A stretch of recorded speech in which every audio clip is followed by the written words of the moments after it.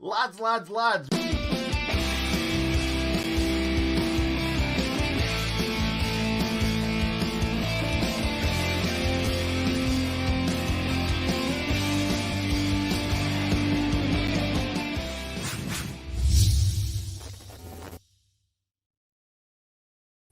Lads, lads, lads. Welcome to another Watchalong. Al, how you doing? I'm good. How are you, more importantly? Yeah, I'm good, mate. I've got these working. Just this second, they started working, so that is Hey. brilliant. Woo! So we're playing Fulham, 8 o'clock, half an hour to go. The teams are on the bottom. Ho, ho, ho, keep Brian. Love that, Hal. Love that. Yeah, thought you'd like that. What shirt have you got on, mate? What's the say? Oi, oi.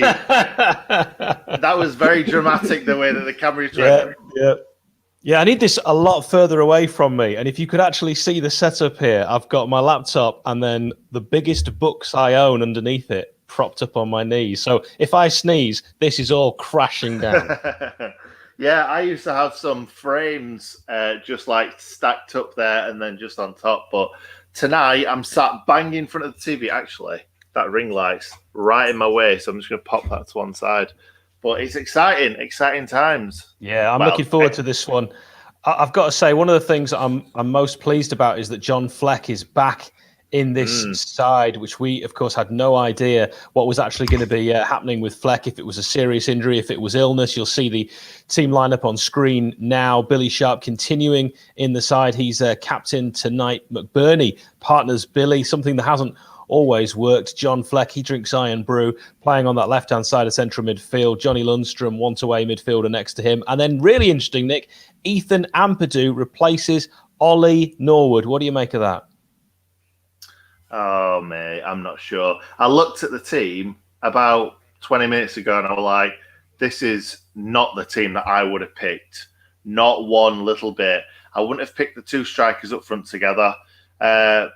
I would have left Ampadu where he's been playing well. I think he has been playing well. You're right. He looks really comfortable at left centre-back. And I think in the Fans React group that we were just chatting in, I just saw somebody, I think it might have been Adam, saying, why would you pull him out of a position where he's playing well to put him in a position where he hasn't played well this season? Yeah, completely agree. And then we've got Buildup back in because I guess Ademola Lookman is a terrifying prospect to face for Bogle, who's much better going forward. Yeah, a bit disappointing because Bogle's been brilliant. Bogle's been one of the only shining lights in the past few weeks. So I'm a bit gutted to see him out, but at the same time, I understand why he's done it. Like you just said, Lookman was a thorn in our side in the last game, and Bulldog's definitely a better defender than Bogle. And I suppose the other really big one to talk about, I mean, you could talk about how Ender Stevens hasn't played well for what feels like a year.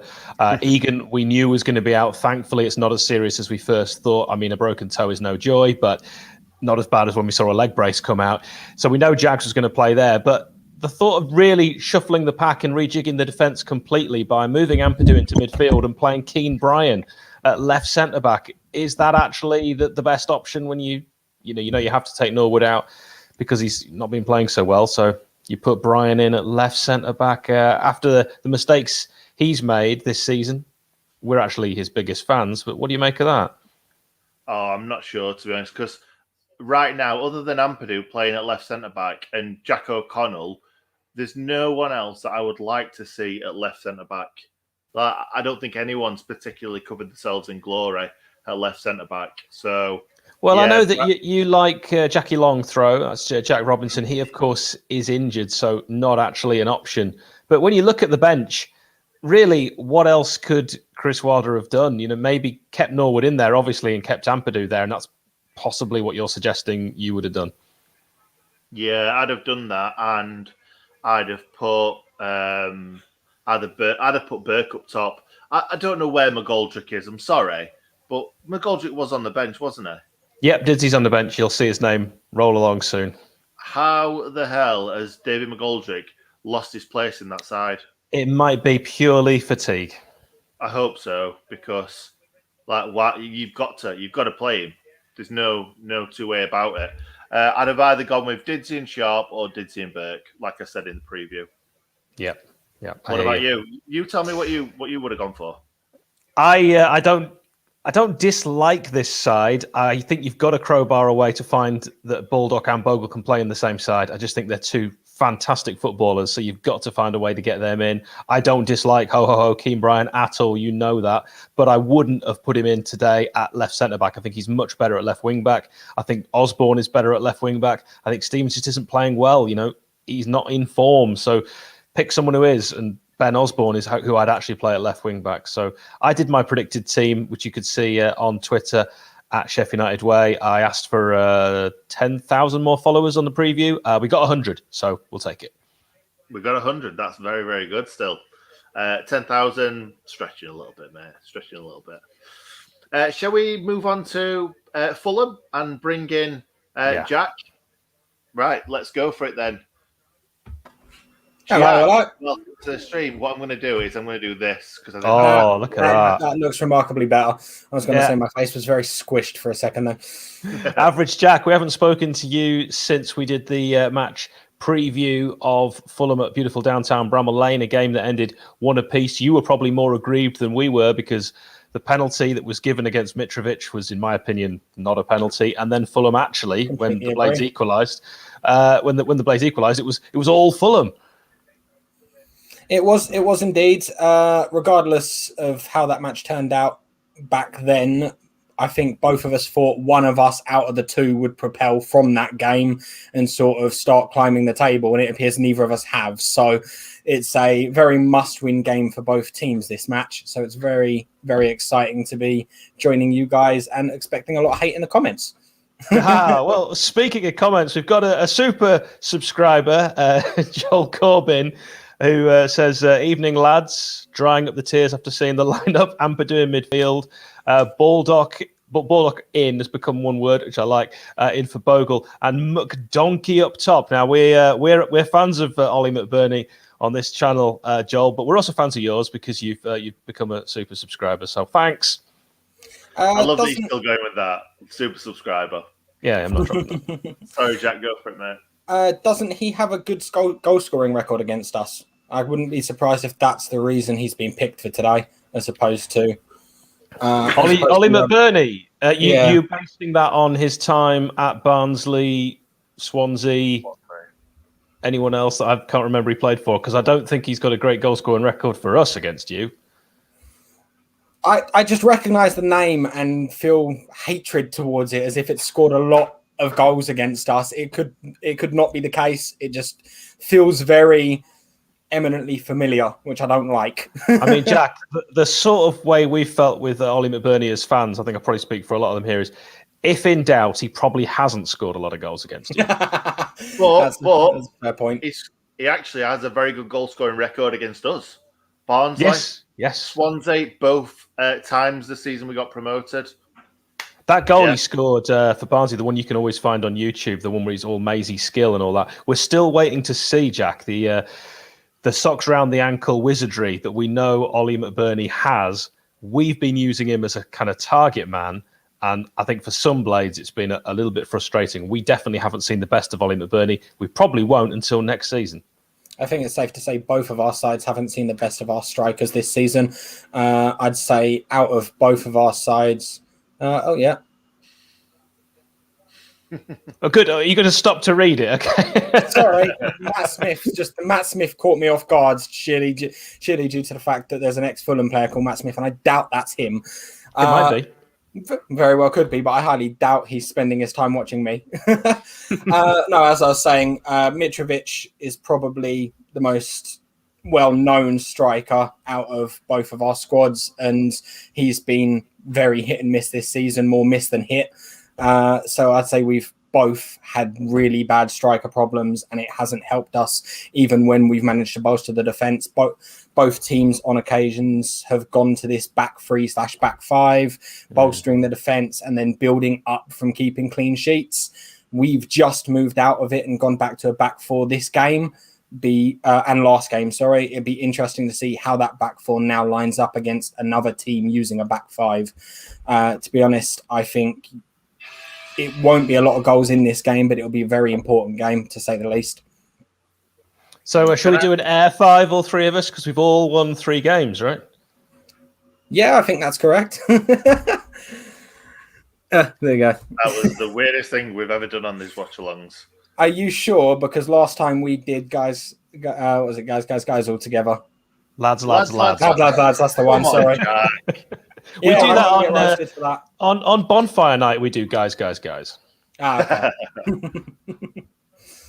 So, what do you think? You got any predicted goal scorers for the game? Well, I think no, because Sheffield United don't score goals. What I will do is I'll run through the Fulham team for everyone. Areola, I just love saying his name. Yeah. He'll be playing in goal. We've got Joe. Tell me if I get any of these names wrong, by the way, because I'm going to have a go at pronouncing all of them, Jack. Yeah. Joachim Anderson is captain. That's right. Ruben Loftus-Cheek. Then we've got Tosin Adarabioyo. Adarabio. Oh, I wasn't miles off. Ivan Cavallero, Adamola Luckman, Harrison Reed, Josh Madger, Andre Frank Anguissa, Anthony Robinson, who we don't like because he rejected us, and Ola Aina. Yeah, Ola Aina. That's spot on. Ironically, Ola Aina scored in the last match using his Areola. So I like that. Kevin McDonald is not in our 25-man squad at the moment, but he is spending all of his time doing his coaching badges to become one of our coaches. So that's what he's spending his time doing at the moment. He had a bit of a Instagram interaction with one of our followers on Twitter and talked about that he wasn't overly disappointed in not playing. He obviously wants to be on the pitch, but at the end of the day, he's focusing on his coaching and he's supporting the team, so he can't really go wrong. Clint Dempsey's chip goal against Juve, the greatest Fulham goal ever. Definitely up there. Unfortunately, not the greatest goal I've seen at Craven Cottage. That goes to... why am I forgetting his name? Sean Miller? No, Brazilian centre-back, plays for Chelsea / Alex? Luis. Right. Absolutely belted one from about 40 yards, so... Unfortunately, that's the best goal I've seen at Craven Cottage. The glory days of the Europa League and the Europa League final against a team that shouldn't have even been in the competition. Oh, well. Shall we go back to the team? Because I've just found this. Yes. So that is a very nice-looking team, though, isn't it? Josh Madger, what do you reckon about him, Jack? So far, so good. He's very quick to press. He's got a better first touch than fellow line-upman Cavaliero there, so I'd much rather see him up top than Cavaliero. Although Cavaliero can be handy at times. Madger himself, I'd say it's too soon to say, but getting a brace on his second game and first start is a good way to go about it. Absolutely. I'm gutted Bobby Reed's on the bench after I put him on the thumbnail as well for the preview. You're going to call him Bobby Reed, Nick, rather than, the full shebang? I'm not going to call him the full shebang. What's the full shebang, Jack? Bobby Decadova Reed. I mean, the way he said it there, it sounds really easy. Can we just start getting where you are all watching from? ON York says, thanks for the live stream. I'm watching from Vietnam. You weren't there, man. I can't quite face the real thing, so you'll do nicely. I fancy Amps in mid and wish we'd given Brewster a run to the end of the season. I've got to say, Nick, Owen makes a fantastic point. We're probably going down. We are likely next season to be playing up front with McBurney and Brewster, so we're going to be Swansea's reserves. Why are we not playing Brewster and McBurney and getting that partnership working now? Because they've not really shown enough, have they? They've not really shown enough this season to warrant both of them starting for me. Like, Billy Sharp's doing well. David McGoldrick should be in the side today. He's been doing well all season. I don't think you can really say, there you go, Brewster, there's your start. You've been shocking this season up to now. But yeah, starting from... Did he make his debut, Brewster, against Fulham? Very possibly. I think he did. Yeah. For us, obviously. Yeah. Jack, you just asked there if we could see Brewster leaving.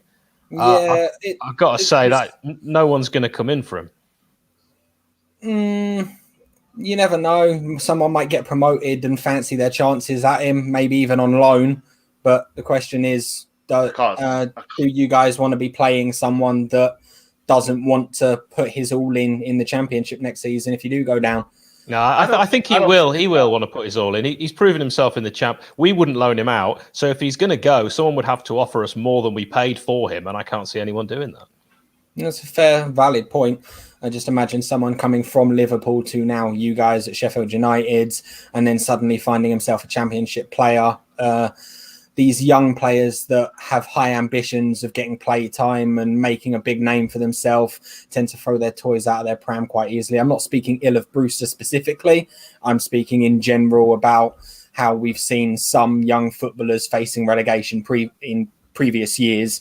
I can't obviously speak for Brewster, but it'd be interesting to see what does happen with him. I think he has got talent that can be backed up, but I think you guys will need to see a lot more of the ball to get the most out of him. I don't think sitting back and getting it up to him will benefit him as much as playing out from midfield. Yeah, shouts to Matt Hayes, bit of a legend, and thanks for the support. Yeah. Going back onto Brewster, I think the only way somebody would come in for him is if he'd shown a little bit more this season. If he scored a few goals, he don't even have to score the goals. If you look at David McGoldrick last season, if you play well, the fans will get behind you. And he's barely had a touch of the ball. He's had some attempts in the cup games, but he should be looking really, really good against kind of League Two, League One championship sides. And he's not even looked like he's had a few chances. That's about it. And he's not put the ball in the back of the net. So, yeah. I expected I had high expectations going into the season with signing Brewster, and I've said what I've got to say, to be honest. I think it was an early jump for him to go into a Premier League side. I think 1 or 2 more seasons in the Championship probably would have done him, having not played much for Liverpool previously and not really had much other Premier League experience previously. He was a lot for you guys to sort of lump your hopes on, but then based on how you guys finished last season, you really couldn't have considered it lumping your hopes as an addition to an already well-rounded squad.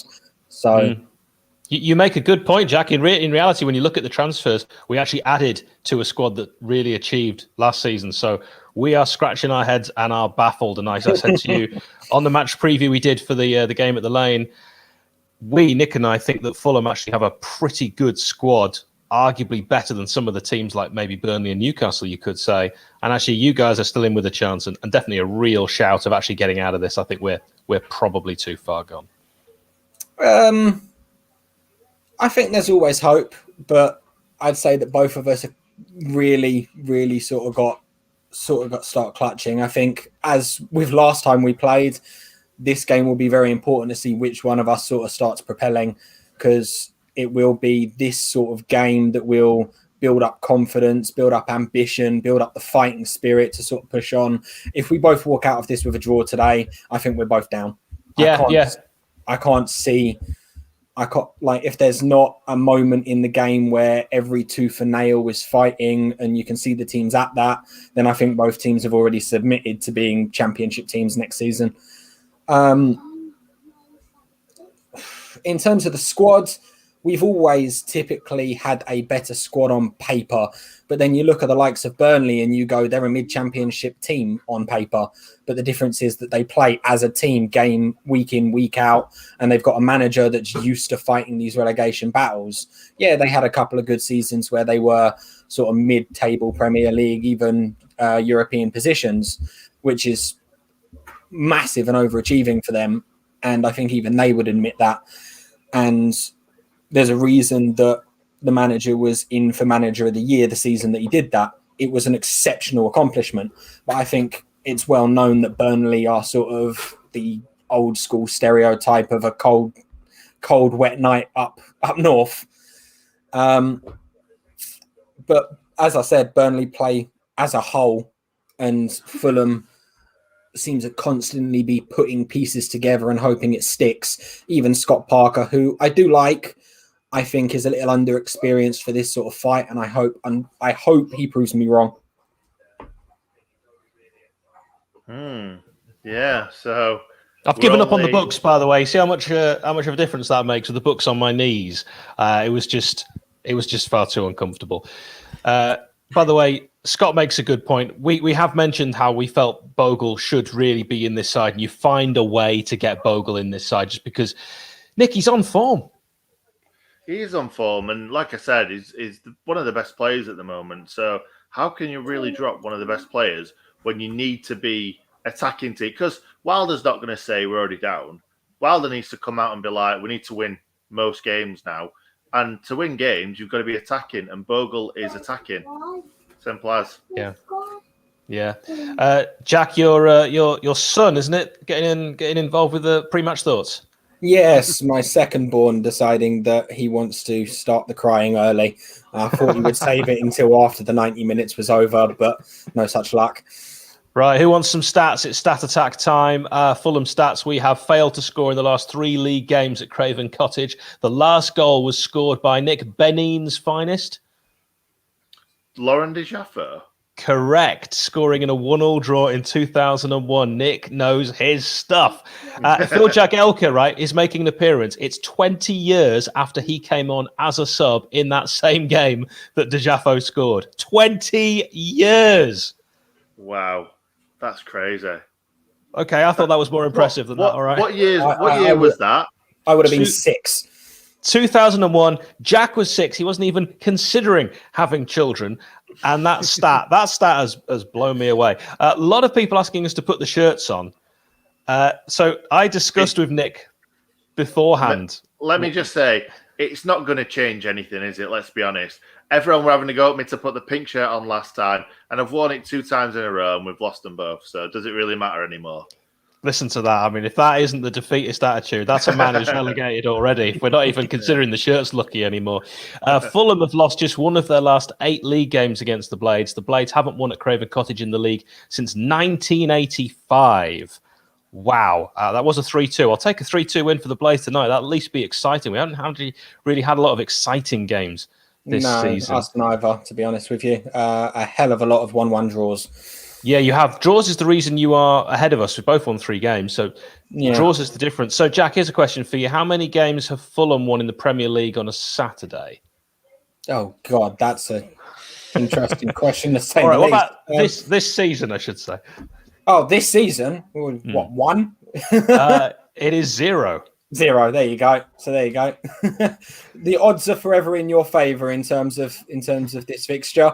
You haven't won at Craven Cottage in God knows how long, which is what we like to call in our side of things Fulhamish. If you say Fulhamish, I mean, after 196 games, I think this is when I was looking up at Craven Cottage, without a 0-0 draw, Fulham have had, was it 3 of your last 6 have been 0-0? Yeah, something like that. It was 9 years we hadn't had a 0-0 at Craven Cottage for in the league. And that was at Aston Villa at the start of the 01 season. And then we go and get 2 back-to-back 0-0 games at Craven Cottage against Brighton. And I can't remember who the other one was after. I'm just thinking, Jack and Nick, the last time the Blades had an away league match where we even just kept a clean sheet. Nick, I'm probably going to have to go back to Aston Villa in June when we had that goal that, Jack, you might remember that Ollie Norwood scored and it didn't actually count. Away from home. Away from home. Clean sheet away from home. I can't think of another one. If anyone in the comments in the chat can remember another one, do let us know. That's the point that Villa got that kept them up, wasn't it? Yes. Annoying.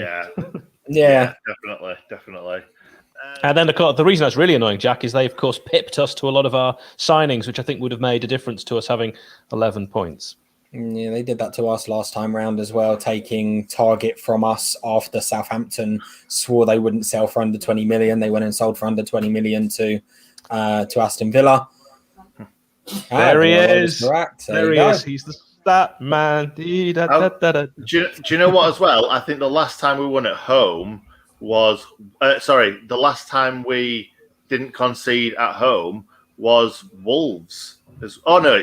Newcastle. Never mind. We won 1-0. Yes, this season. Yes. Yeah, this season. Yeah. Well, since we're talking about goals conceded, it's just popped up on the screen with the table, and your goal difference, although bad, isn't West Brom's.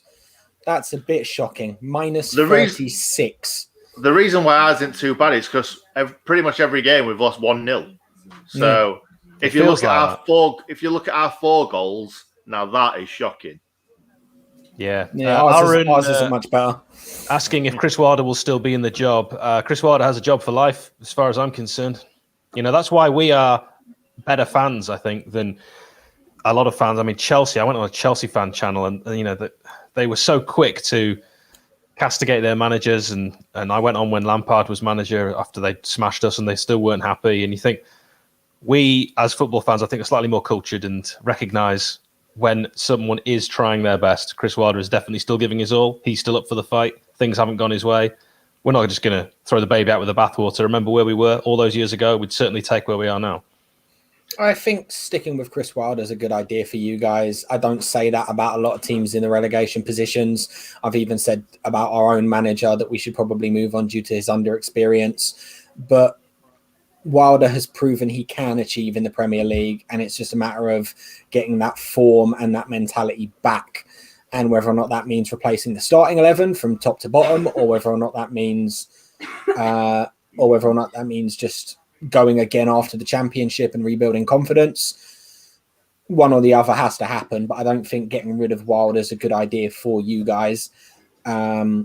Equally, if you did get rid of him, I could just see him joining another Premier League side. It's proven that he can get teams up there, and if another Premier League side thinks they can give him the resources that he might want, as well as a hefty paycheck that he might want, then you might see him at the likes of, I don't know, Brighton or something, getting them mid-table. You never know. Stop saying those awful things. I really hope it doesn't happen, and I wouldn't expect it to happen with his commitment to you guys as well as your commitment to him. So let's hope he doesn't go anywhere. I think, actually, all the teams around the bottom are doing really well with the resources that they've got. We've got, obviously, you guys. Well, you guys have got tons of money, I suppose, offering Anthony Robinson about 500 grand a week or something like that. Don't think it was quite that much, but it was a hefty sum of money to, as the commentators say, in every single Fulham match that's ever broadcasted, keep him away from AC Milan. But look at Potter's done really well at Brighton.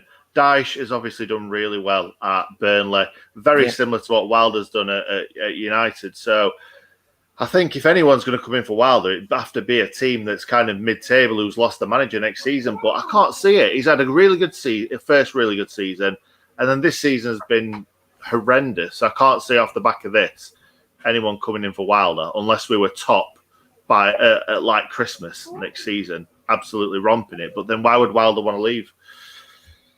Actually, Stuart Davis makes a decent shout. Roy Hodgson will have to retire at some stage. He can't carry on managing forever. Let's stop talking about this. I don't like it, and I won't have it. What I will say again is it is a watch along. Please let us know your predictions before the game starts. We are 2 minutes away from kickoff, and Jack, thank you so much as well for giving us your thoughts. It's really appreciated. Do let us know your predictions, please. Pop them in the chat. Also, like this as well. We want to try and hit 1,000 likes. I know it's ridiculously ambitious, but that's what we want to go for. Smash the like button. You know you can do it. It costs absolutely nothing. Precisely. So let me have a quick look. 72 likes already. That's pretty decent. Now. According to Sky, Ampadu is your left centre back for the match. He's definitely not. And that would mean that shows how much they know, doesn't it? Precisely. That can't be right. They're saying that we're in a 4-4-2, so I don't have much faith in it. But according to Sky, actually, I'd probably rather go with that. I mean, just having a look at the lineup now, I've got it back on screen. You can see how that wouldn't be possible. There's no way that Keane Brian is going to be playing in defensive midfield, nor Stephen. So we're just going to ignore Sky as actually, is often good advice. Let me just interject here? McBurney could be playing defensive midfield, couldn't he? Really? McBurney played defensive midfield, and he played it superbly against West Ham. Just tell Jack what happened. Well, he was brought on. We thought we were going all out attack against West Ham, and for some reason, McBurney dropped very deep, and Didsey went up, and we were very surprised at that. So you just never know with Chris Wilder's thinking at the moment what's going to happen. What we do know is usually the start, as in the 5-3-2 formation, that isn't going to be changed. Indeed. As I said, it'll be very interesting to see how we fare against 4-0 to the Blades. Jesus, I hope not. I'd probably say 5-0 to the Blades, to be honest. It's one of them games, isn't it? Nick, I just want something exciting. Like, if you're fed up with me already, you want me to go. I just want something exciting. I also want to just nip this in the bud right now. A lot of people mentioning the shirts, right? Nick and I are trying this now. We've worn shirts for every game. We're trying the Sheffield United Way T-shirts. If you want to get your own Sheffield United Way T-shirt, you know what to do on YouTube. Smash a like. We have kicked off. We're off. If it makes any difference, I'm a Fulham fan, not wearing a Fulham shirt. Have a go at me too. There you go. Just so you all know, we're trying to keep on roughly the same time. We are 14 seconds into this game. If we are ahead of what you are watching, you can pause us. If not, maybe you could pause your telly, but I think it's unlikely. We should hopefully all be on the same time of 26 seconds. I am slightly behind. Well, I mean, it's not in terms of the game. Yeah, it's not going to be a major inconvenience. It shouldn't be too drastic. Are you sticking with us then, Jack? I am sticking with you. Excellent. Well, ball played up the line, left-hand side. It's going to go straight out, roll out, and we'll have the first goal kick of the game as the camera pans in on Chris Wilder, barking the orders. And the kind of night that we've got there is just, I think, a perfect night with perfect conditions for a good game of football. Yeah, we get the dew off of the Thames, so it really helps with keeping the pitch in really top shape. That's probably about as exciting as Fulham is getting at the moment. Well, it's a beautiful place, I think. To watch football, Craven Cottage, absolutely wonderful stadium to watch a game. Yeah, I'm very pleased that we never took up the opportunity to move to Stamford Bridge when it was built for us, and instead let our neighbours take it and sort of grew Craven Cottage to what it is today and what it's growing into with the new stand. At the moment, for those of you not watching on the telly, the way that the Blades are attacking would be right to left. So we've got a beautiful view from where the dugouts are, where the managers, of course, will be barking their orders. It is 0-0. If you are just joining us, you've missed literally nothing. We are 2 minutes old in this game. Well, I mean, 1 minute and change. And it's a throw-in on this near side touchline to Fulham. Scott Parker, famous, of course, for those keepy uppies in that McDonald's advert when he was about 9. That is some good knowledge, though.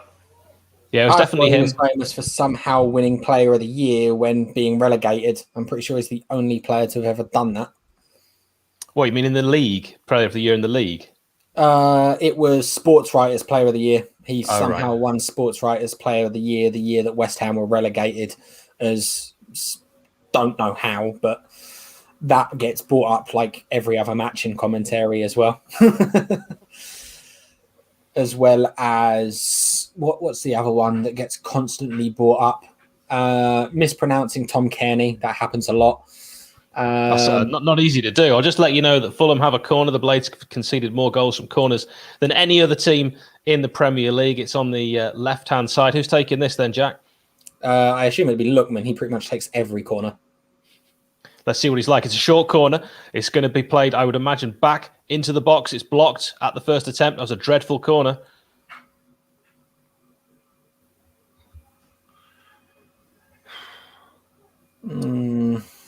Jace Ace, you're in Saudi Arabia. Cannot watch the game, but the 3 games you've missed this season: Newcastle, Man United, West Brom. Hello. I like that. Right, Fulham still keeping this attack going. The Blades, for some reason, having blocked that corner, not making the most of it, not able to capitalise, and it's being pegged back on this right-hand side. A cross can come in up against Stevens. Done really well there, Nick. Yeah, very well. Very well. And he's got I can't believe it. I can't believe Stevens has actually done something good. I haven't seen him do anything good in about 6 months. Yeah, but he started well, and maybe that's what he needs, a bit of confidence, and perhaps that's what Wilder was thinking by keeping him in. He blocks the player trying to get that cross in, and then actually kicks the ball back off him to win a throw-in on this right-hand side, which will be taken by Keane Bryan. We're 4 minutes into this game, 4:04, and it's not a bad throw, actually, from Keane Bryan. I didn't realise he had a slightly longer throw on him than some players we've seen this season. If all our left-footed players also have long throws, that'd be something we should know. I've not seen him take a throw-in. No. Long up the line this season, like you say. Yeah, but the Blades do, unfortunately, with that long throw, it's long, but it's not accurate, and have given possession away. But Fulham seem similar, just want to give it straight back, and it's real messy stuff in the middle. Both teams, neither side wanting to keep possession of this ball. Hal, have you noticed something about our formation? I don't know if I've missed it whilst I was chatting. Have you seen where Basham's playing? Tell me. Basham's playing centre mid. So they might have been right. Ampadu's playing right centre back. What? So let's have a look how we thought it lined up. We've got Basham swapped with Ampadu, if you can see that on screen. Basham swapping with Ampadu, otherwise still a 3-5-2. What came out on the Sheffield United team sheet? Because I don't think any of us expected this. Do you guys still have the fortunate luck of having a Twitter team that actually post your lineup now? Because ours has stopped doing that this year, and it's incredibly difficult to start playing guess the lineup when you've got 6 defenders starting. Well, we normally play the same way, and even the Sheffield United Twitter accounts put Basham at right centre back and Ampadu in the midfield. So Chris Wilder's done what he does best: change the team every week. So yeah, I'm excited now. I think that's the best thing he could have done. Basham, of course, famously played in central midfield when we beat the Pigs at Swillsborough. So I'm more than happy with this. Right, it's free kick to the Blades while those two are yakking away on the right-hand side. And this is a big opportunity. We are 6 minutes in, and everyone, seemingly, apart from Ramsdale, is up there.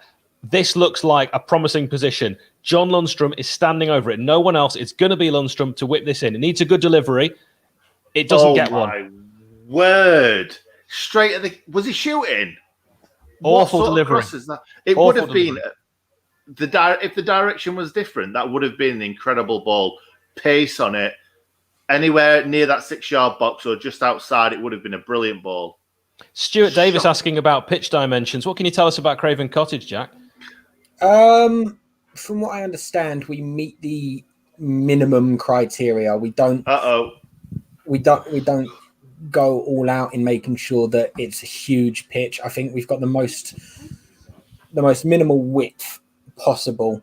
There we go. Jack and his minimal width. It is 6:55. And whilst Jack was telling us that, Fulham were hitting us on their most dangerous attack so far from that left-hand side. If they could have got the cross squeezed through, there was only the lone striker in there, but a real chance. And it's blocked and pushed out for a corner.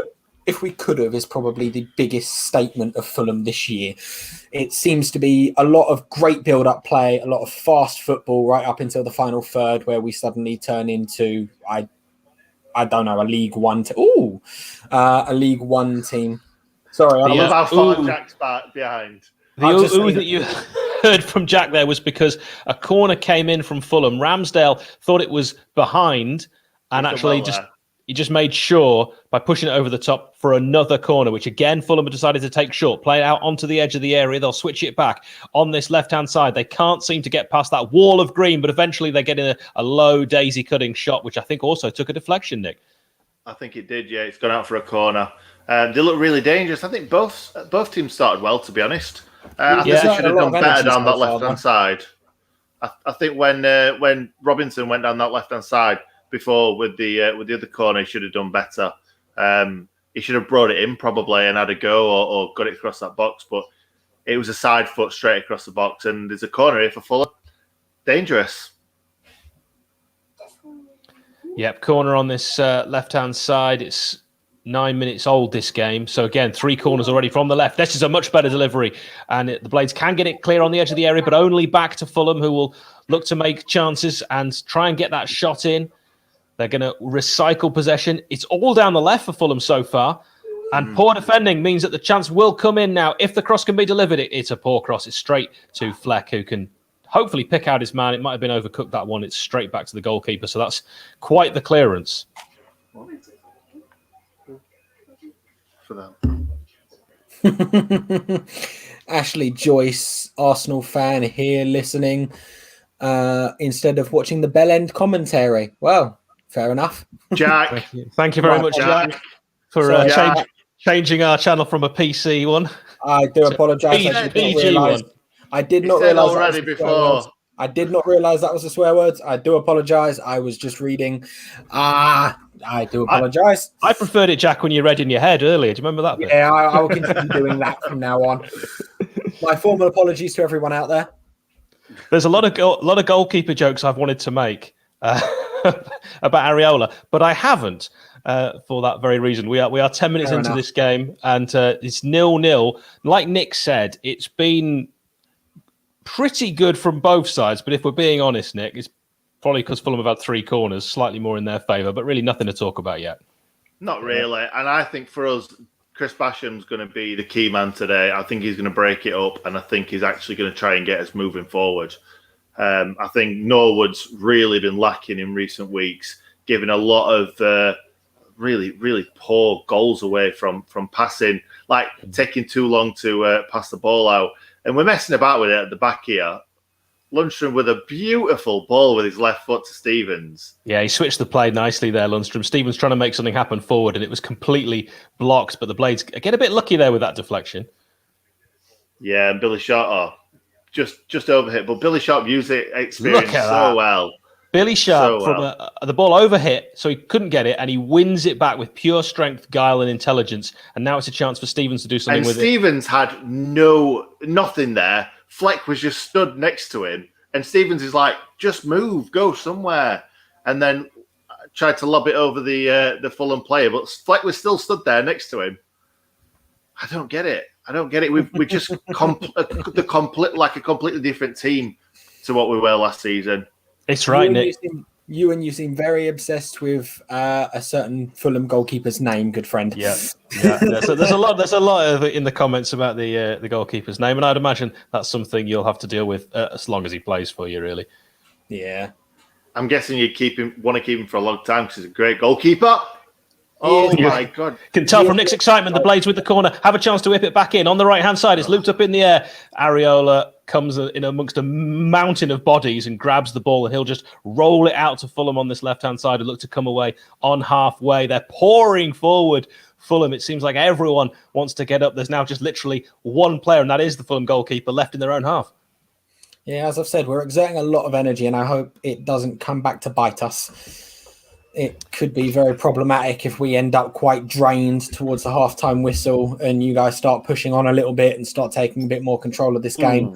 I do like pressing football, but if you can't survive it for the full 90, then you need to do it in drips and drabs. And that is concerning me at the moment. Nick, what do you make of that challenge from Billy Sharp, which is given a free kick to Fulham? As Danny Dyer would say, naughty. That was a naughty challenge, that weren't it? It really was. I think he got away with one. It was like waist high. He just flew in. Ref's not even given a booking. Fulham have used that free kick to excellent advantage because they've got a chance. They're already into the box. Good skill there, but also good defending. I think Fulham have won a throw in there that just came off Ampadu. Yeah, Ampadu's done really well. Ampadu's been brilliant since we're calling for him to be out of the team a while back because he was shocking. He was so bad in midfield and defence, wherever he played. He was really poor, and he's really come on leaps and bounds. But Chelsea fans are still saying that he's going to be their next captain, future captain. They're saying can't see it if I'm being completely honest. I think he'll be a mid to bottom end Premier League player. Nick, if we had the chance to sign Ampadu for next season, maybe on loan or long term, would you want him? Yeah, of course, because he's done well for us in the back end of this season in the Premier League, in the Championship. He'll be brilliant. He'll storm it. But where'd you play him? Jack O'Connell will be back. Basham plays at right centre back. Do you play him in midfield? Actually, Norwood was brilliant in the Championship in midfield. Ampadu may be brilliant in the Championship in midfield too. Yeah. It's not going to happen, though, is it? It's not going to happen. He's going to go to another mid-table to struggling Premier League side next season, I reckon. I think he'll just go to whoever comes up. If you guys go down, I don't see him going anywhere far. Possibly. It's interesting to see you guys getting a lot of critique from Chelsea fans about how good their players are, despite how well they're performing for our teams. We get an awful lot of that about Ruben Loftus-Cheek, who has had drips of decent performances, but nowhere near the standard we expected from him, especially the way he played for Crystal Palace when he was there. And we've been very vocal about how he's not been performing to his best standards, and Chelsea fans have been all over us about how he's the best player in our team and we should start dropping the rest of our squad to make sure that we play him in a preferred position. Do you know what that sounds like? That sounds like Ben Woodburn when we signed him in the Championship from Liverpool on loan. They were all saying Chris Wilder's a dinosaur manager for not playing Ben Woodburn, even though they'd not seen him play all season. It's just incredibly, just big-headed, being big-headed, isn't it? Oh, Bash should have done better there on edge of box. Blaze had a chance there on the edge of the box, which fell to Basham, and for some reason on his right foot decided not to take anything more than a couple of touches when he could have actually hit it. That would have been quite an incredible volley. But, if you don't buy a ticket, you won't win the raffle, and Fulham have a chance to break on the right-hand side. Some good skill coming inside now. No Blades challenge. And again, they work it to what seemingly their preferred side, the left-hand side. But the Blades actually quite quick to get the foot in and hopefully push them back. Actually, it has been some good harrying and some good pressing, but there's still that space on the left, and the ball will come in. Will it get a chance to be a touch back here? It will, with a shot fired from distance, and it is no danger. Nice and wide. God, I'm not missing anything. Just to address Danny's comment in regards to the camera angle at the cottage. Yes, it is very poor at the moment, sheerly because it's on scaffolding, because there is no stand where the camera is currently placed due to the construction of the new Riverside stand in progress.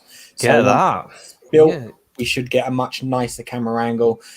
But for the time being, unfortunately, it's a wide angle camera that is pretty much on the touchline of the pitch.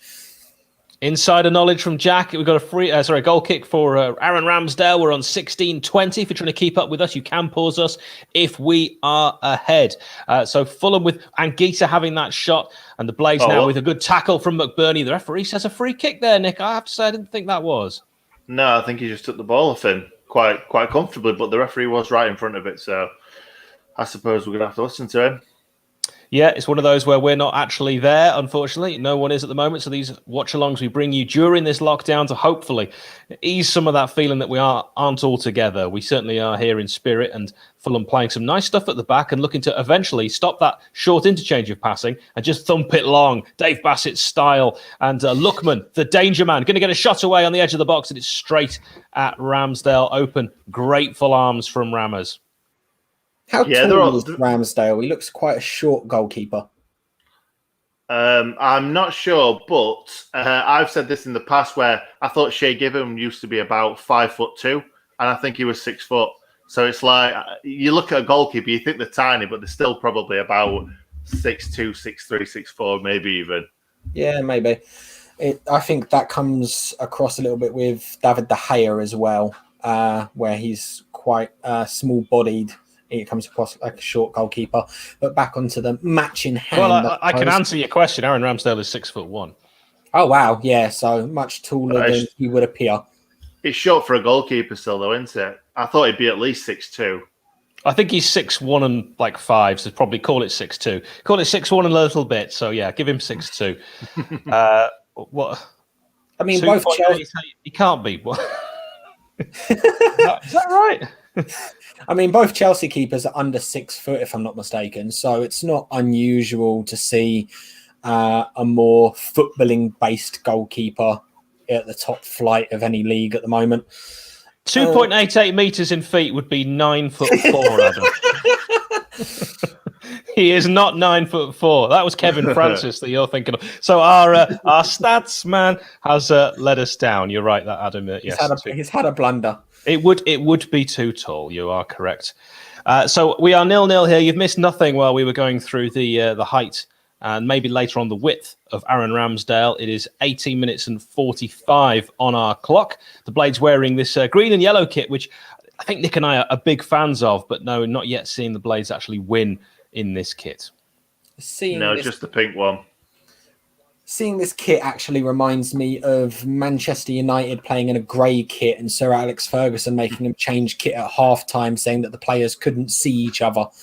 That was against Southampton. There have actually been, Jack, some questions about whether the players struggle to see each other on this. That's a fair comparison. It's not your typical green kit that you sort of see in the Premier League. It's a very forest green and very blending in to the sort of grass work, but at the same time, from eyesight, I wouldn't expect you to be looking down at the grass. I'd be expecting you to be head up, looking for your teammates. But I can certainly see what you're saying. You would think so, wouldn't you? But Jags is on the halfway line, banging the ball towards the box. It's probably one of the closest we've been. Bernie heads it back inside, but we're not putting many passes together, are we? And Flex put us under pressure. Oh yeah, we're not playing well in this game up to now, are we? We're really not. We're letting Fulham come onto us. There's some poor passing. Fulham have definitely looked crisper in the passing, but neither side look like they're in any danger of scoring a goal that will get us even remotely excited. It does look like two teams who are destined to be relegated from a league that this season they look like they shouldn't be in. Jack, can I just quickly say one thing to you? Do you know earlier on you said that if we draw, both teams are down? Yep. So does that mean that one team by the end of this game will be down? Because it's either going to be a draw or either team's going to win or lose. I would say that this game is a must-win, and it will determine who goes on to sort of fight for the right to stay in the Premier League. I can see the loser of this particular match sort of ducking their heads down and just sort of taking it on the chin from there, whether it be us or yourselves. I think we're at that point of the season now where we're looking at 2 or 3 months left maximum, unless football gets turned off again. We'll find out. Let's hope it does. Yeah. Call off the season. Start it again. Well, that's that. We're too far in for that now. So, unfortunately, lads, we want this season over. There's no point dragging it out. It would just be prolonging the inevitable. Speaking of which, this game is still going on. It's 21-24, Fulham 0, Sheffield United 0, or full shoe, if you want to use the hashtag, which is the way people talk about it on Twitter. Fulham with a chance to attack here. Some really nice skill from Lookman. He's got the skills to pay the bills, but the final ball can't be found into the box, and the Blades actually with some good tackling there can bring it away, and Billy Sharp looking every bit I was about to say the intelligent striker, but he actually plays a poor pass and Fulham can win it back. That was a chance for Billy to launch an attack, Nick, and get something started. I think the problem is we've got zero pace on the pitch, haven't we, really? The only two players that we've got with any pace are Ollie Burke, who's on the bench, and Lee Smooth that's never fit. Sean says Fulham look like they have more chance of staying up. I don't think that's just based on this performance. I think you look at the table and anyone who's even done most basic 3 or 4 lessons of maths will be able to tell you that they have more points than us, which will mean it's more likely that they will stay up. It's looking tough, because also another thing to consider is Sheffield United's record in that London. The Blades have won 2 of 27 previous trips to London in the Premier League. That, of course, Chelsea in 1993 and Crystal Palace in 2020. And even the Palace victory came thanks to a Gaeta own goal from an Ollie Norwood corner. Well, Norwood isn't even on the pitch for this match in a game which now we're 23 minutes in, and Aaron Ramsdale is going to take a free kick for an offside. And we go again, as we often say, because this game has offered, in terms of excitement, absolutely nothing. But what it's lacked in excitement, it's more than made up for in tedium. Yeah, it's a poor one. It is a really poor one, especially for us. If I was Jack, I'd be a lot happier than us. Again, I am happy with the way we're playing, but I've said that on multiple occasions. It's about end product. We could play this for 75 minutes and you guys score a goal and it will be for nothing. It's exerted energy and wasted effort if we're not actually putting the ball in danger areas and looking to score. For what we do look pretty at, we don't make up for in dangerous dangerous chances. Yeah, there's been a lot of around the box or gets a cross in, but none of that was close, and not enough of that was close or that was in. We've got an injury here, Nick. What happened there? I'm not sure. It looked like Ollie McBurney got a swinging arm or something. He got caught in the face, but he went down straight away. I'm 40 seconds behind you, so I'll tell you in a second. Yes, Jack is actually in the past. Nick and I are in the future. So Ollie McBurney is down. He doesn't look in a good way. We're 24 minutes in. Oh, he headed it. He headed his head. He headed his shoulder. Ollie McBurney, of course, famous for injuring himself with his own decision-making. The swan dive buggered his shoulder and his head there straight into the shoulder of a Fulham player. And that'll hurt. Did he actually head his shoulder? Straight headed into the Fulham player's shoulder, it looked to me. Ouch. Well done, Ollie McBurney. Well done. Oh, he'll be fine. He'll be fine. To be fair, he's quite an odd guy. He cracks on with it. I think it's his nose. If you get the bridge of your nose on, on someone's shoulder, I'd imagine that would hurt. It's not something I tend to go around doing. I'll just go and assume that's painful. So we're 25 minutes into this game. No real chances to tell you about. We're doing our best, of course, to try and make this game as exciting as possible. It will be a drop ball. And the referee, by the way, in this very fetching purple, I'll just throw this out there. I would love to see a purple Blades Away kit for next season. Yeah. When was the last time we had one? We had a purple kit. Yeah, Teletext Holidays, I seem to recall. That season we had a... I think that was more dark blue, I reckon, than purple. You're talking absolute nonsense. You are actually insane. So 25 minutes 35. Fulham, of course, now have the ball back. You don't need to know what happened with the drop ball to know that that's the end result. Ball fired forward by Areola. It's got snow on it, that one. It's come back down. It's a game of head tennis at the moment. Fulham eventually decide to bring it back down, then thump it up long again for another header. But the key point here is Fulham are keeping possession, whether it's up in the air or on the floor. And they are, I would imagine, the possession stats far ahead of the Blades. Some good skill on the right-hand side. Looks like a foul there. A little trip on Loftus-Cheek. I felt that was a foul. I feel like he went down in stages, and he went down about a week after someone touched him. It was Ampadu, then it was Brian, then it was Stevens, and, they all had a go. He caught him, and then he made a step and then fell to the floor. That's not a foul for me. Things like that are never fouls to me.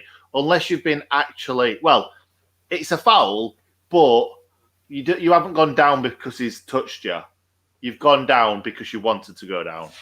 Yeah, and actually, there's a good point. Two of the kits behind me are half purple, so we don't know what we're talking about. Sheffield is not known for its fashion sense. Ball swung in from that right-hand side. Free kick then to Fulham. It's a dangerous one into the box. It was a good delivery. That's the kind of delivery we needed from Lundstrom in the only real chance that the Blades had earlier on in this first half when his free kick was straight into the grateful hands of Areola. But the Blades defend it well, and actually so well, it is already back to Areola. I've never said a goalkeeper's name so much. I want to know, Jack. Areola, how have you seen him this season? Because I think he's a very, very good goalkeeper. He's an exceptional goalkeeper. We knew when we signed him that he was out of our league and out of what we were expecting. But we had the benefit of him not being played much at his two previous clubs and looking for game time. I don't think he'll be with us next season, stay up or otherwise. I think he will be. You'll probably be paying him about $100,000 a week. So I'm sure he'll want to stay and collect his $100,000 a week. Isn't that what you pay every player? That's a question for Tony Khan. I'm not going to answer that one. Yeah, has he? Would you say that he is the best goalkeeper you've got? Currently, yeah, sure. Yeah. Thank you, by the way, all of you that are getting involved in the comments. Do let us know your score predictions and where you're watching from. I'm always fascinated by that. And if you're watching on YouTube, please give this watch along a like. If you don't like it, give it a dislike. Ball played forward to Fulham on the edge of the box. Lovely take. It's going to be played out on the right-hand side. Wonderful challenge there. Blades getting a foot in where it mattered, but it will be straight back. And Fulham have another chance on this right-hand side with Anguissa to try and get a cross in, and he's just delaying on the ball. Skips past his man, got skills, but again, the Blades recover to just keep that pressure on. He can't get the cross in, and when he eventually does, it's so bad, it's so awful, it's so wide, Barry Venison could wear it as a jacket. I'm very much enjoying living through your commentating. How? Yeah, you almost shouldn't bother watching it, Jack, because you know what's going to happen before it does. I've had the John Richardson thing quite a bit, actually. So, Ashley, yeah, you're not the first to say that one. Thank you, by the way, all of those letting us know where you're watching from. I'm always fascinated by this. So that's the flag of Nick. I can't see a flag. It just says Fair MK. enough. He gets his way. Well, I think it's Macedonia. Deepest, darkest Norfolk. I love Norfolk. It's an absolutely beautiful part of the world. So thanks to all of you that are getting in touch, telling us where you are. Norfolk. Wow.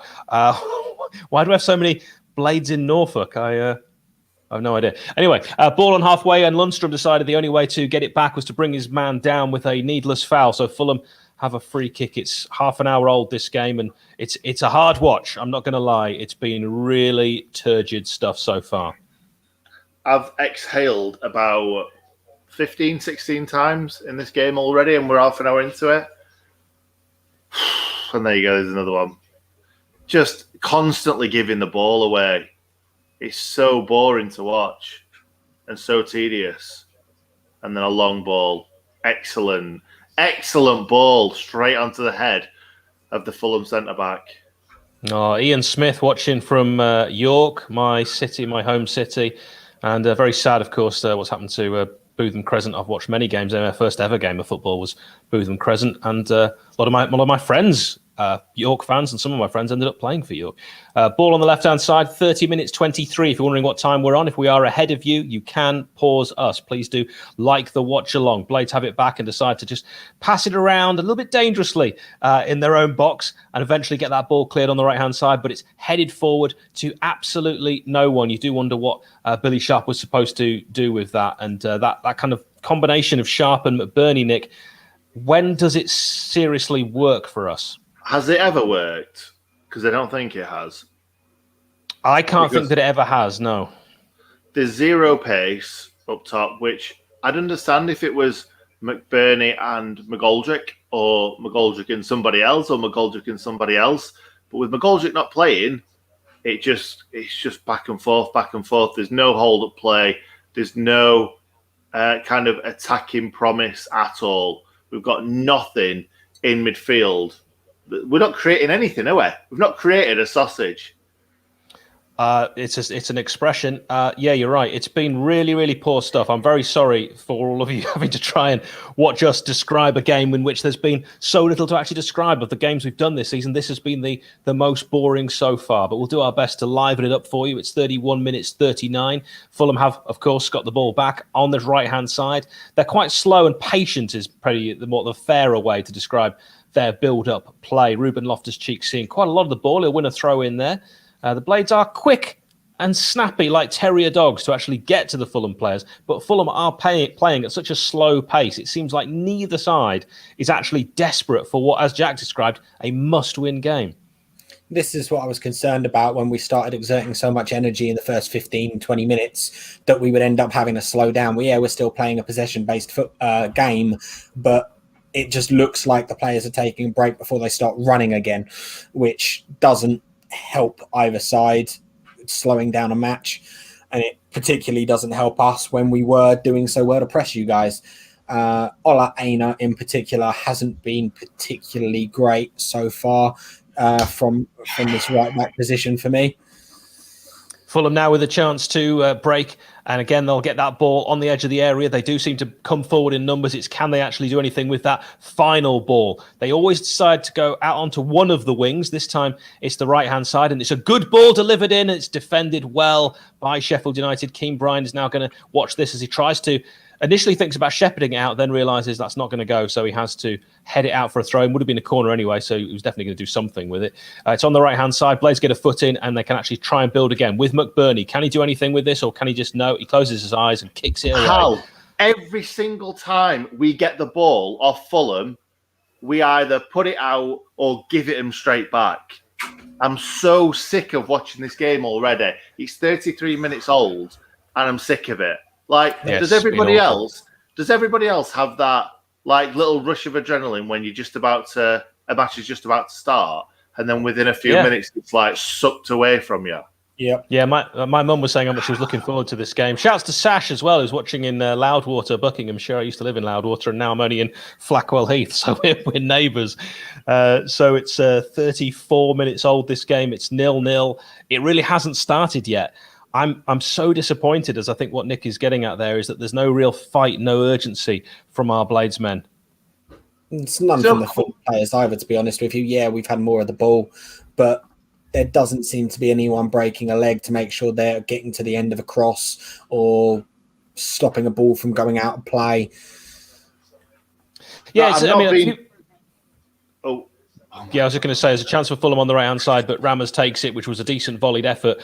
Fulham looking the better side, 18% possession for the Blades. Fulham more now on the attack, starting to get the ascendancy and really break into this game, Nick.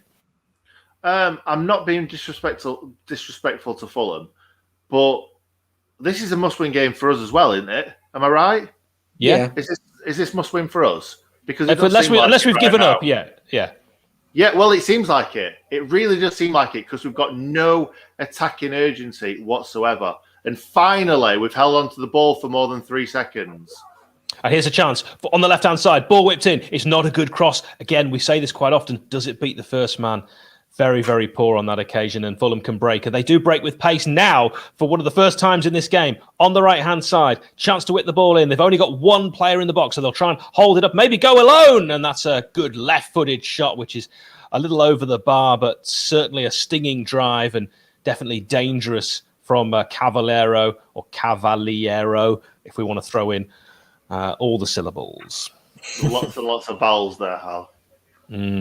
And I think that sums up that comment at the bottom. I think sums up how we're all feeling.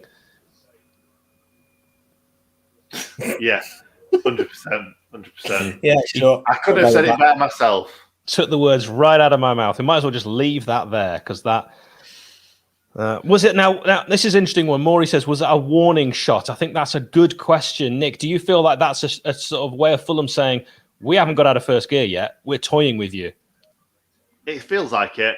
It does, because we're offering nothing at all. We've got a free kick here. Hopefully, we'll just get it into the box.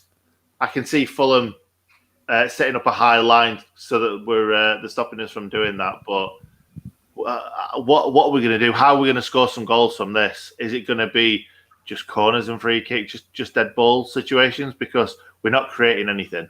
Well, it's John Fleck over this free kick. John Fleck has famously scored from a free kick at Hillsborough before. He's nowhere near shooting position, but across a ball in. It's not a bad delivery either, and the Fulham defence not quite sure what to do with that. They'll actually just watch it out in the end for a goal kick. But if any Blade had got something on that was a decent delivery.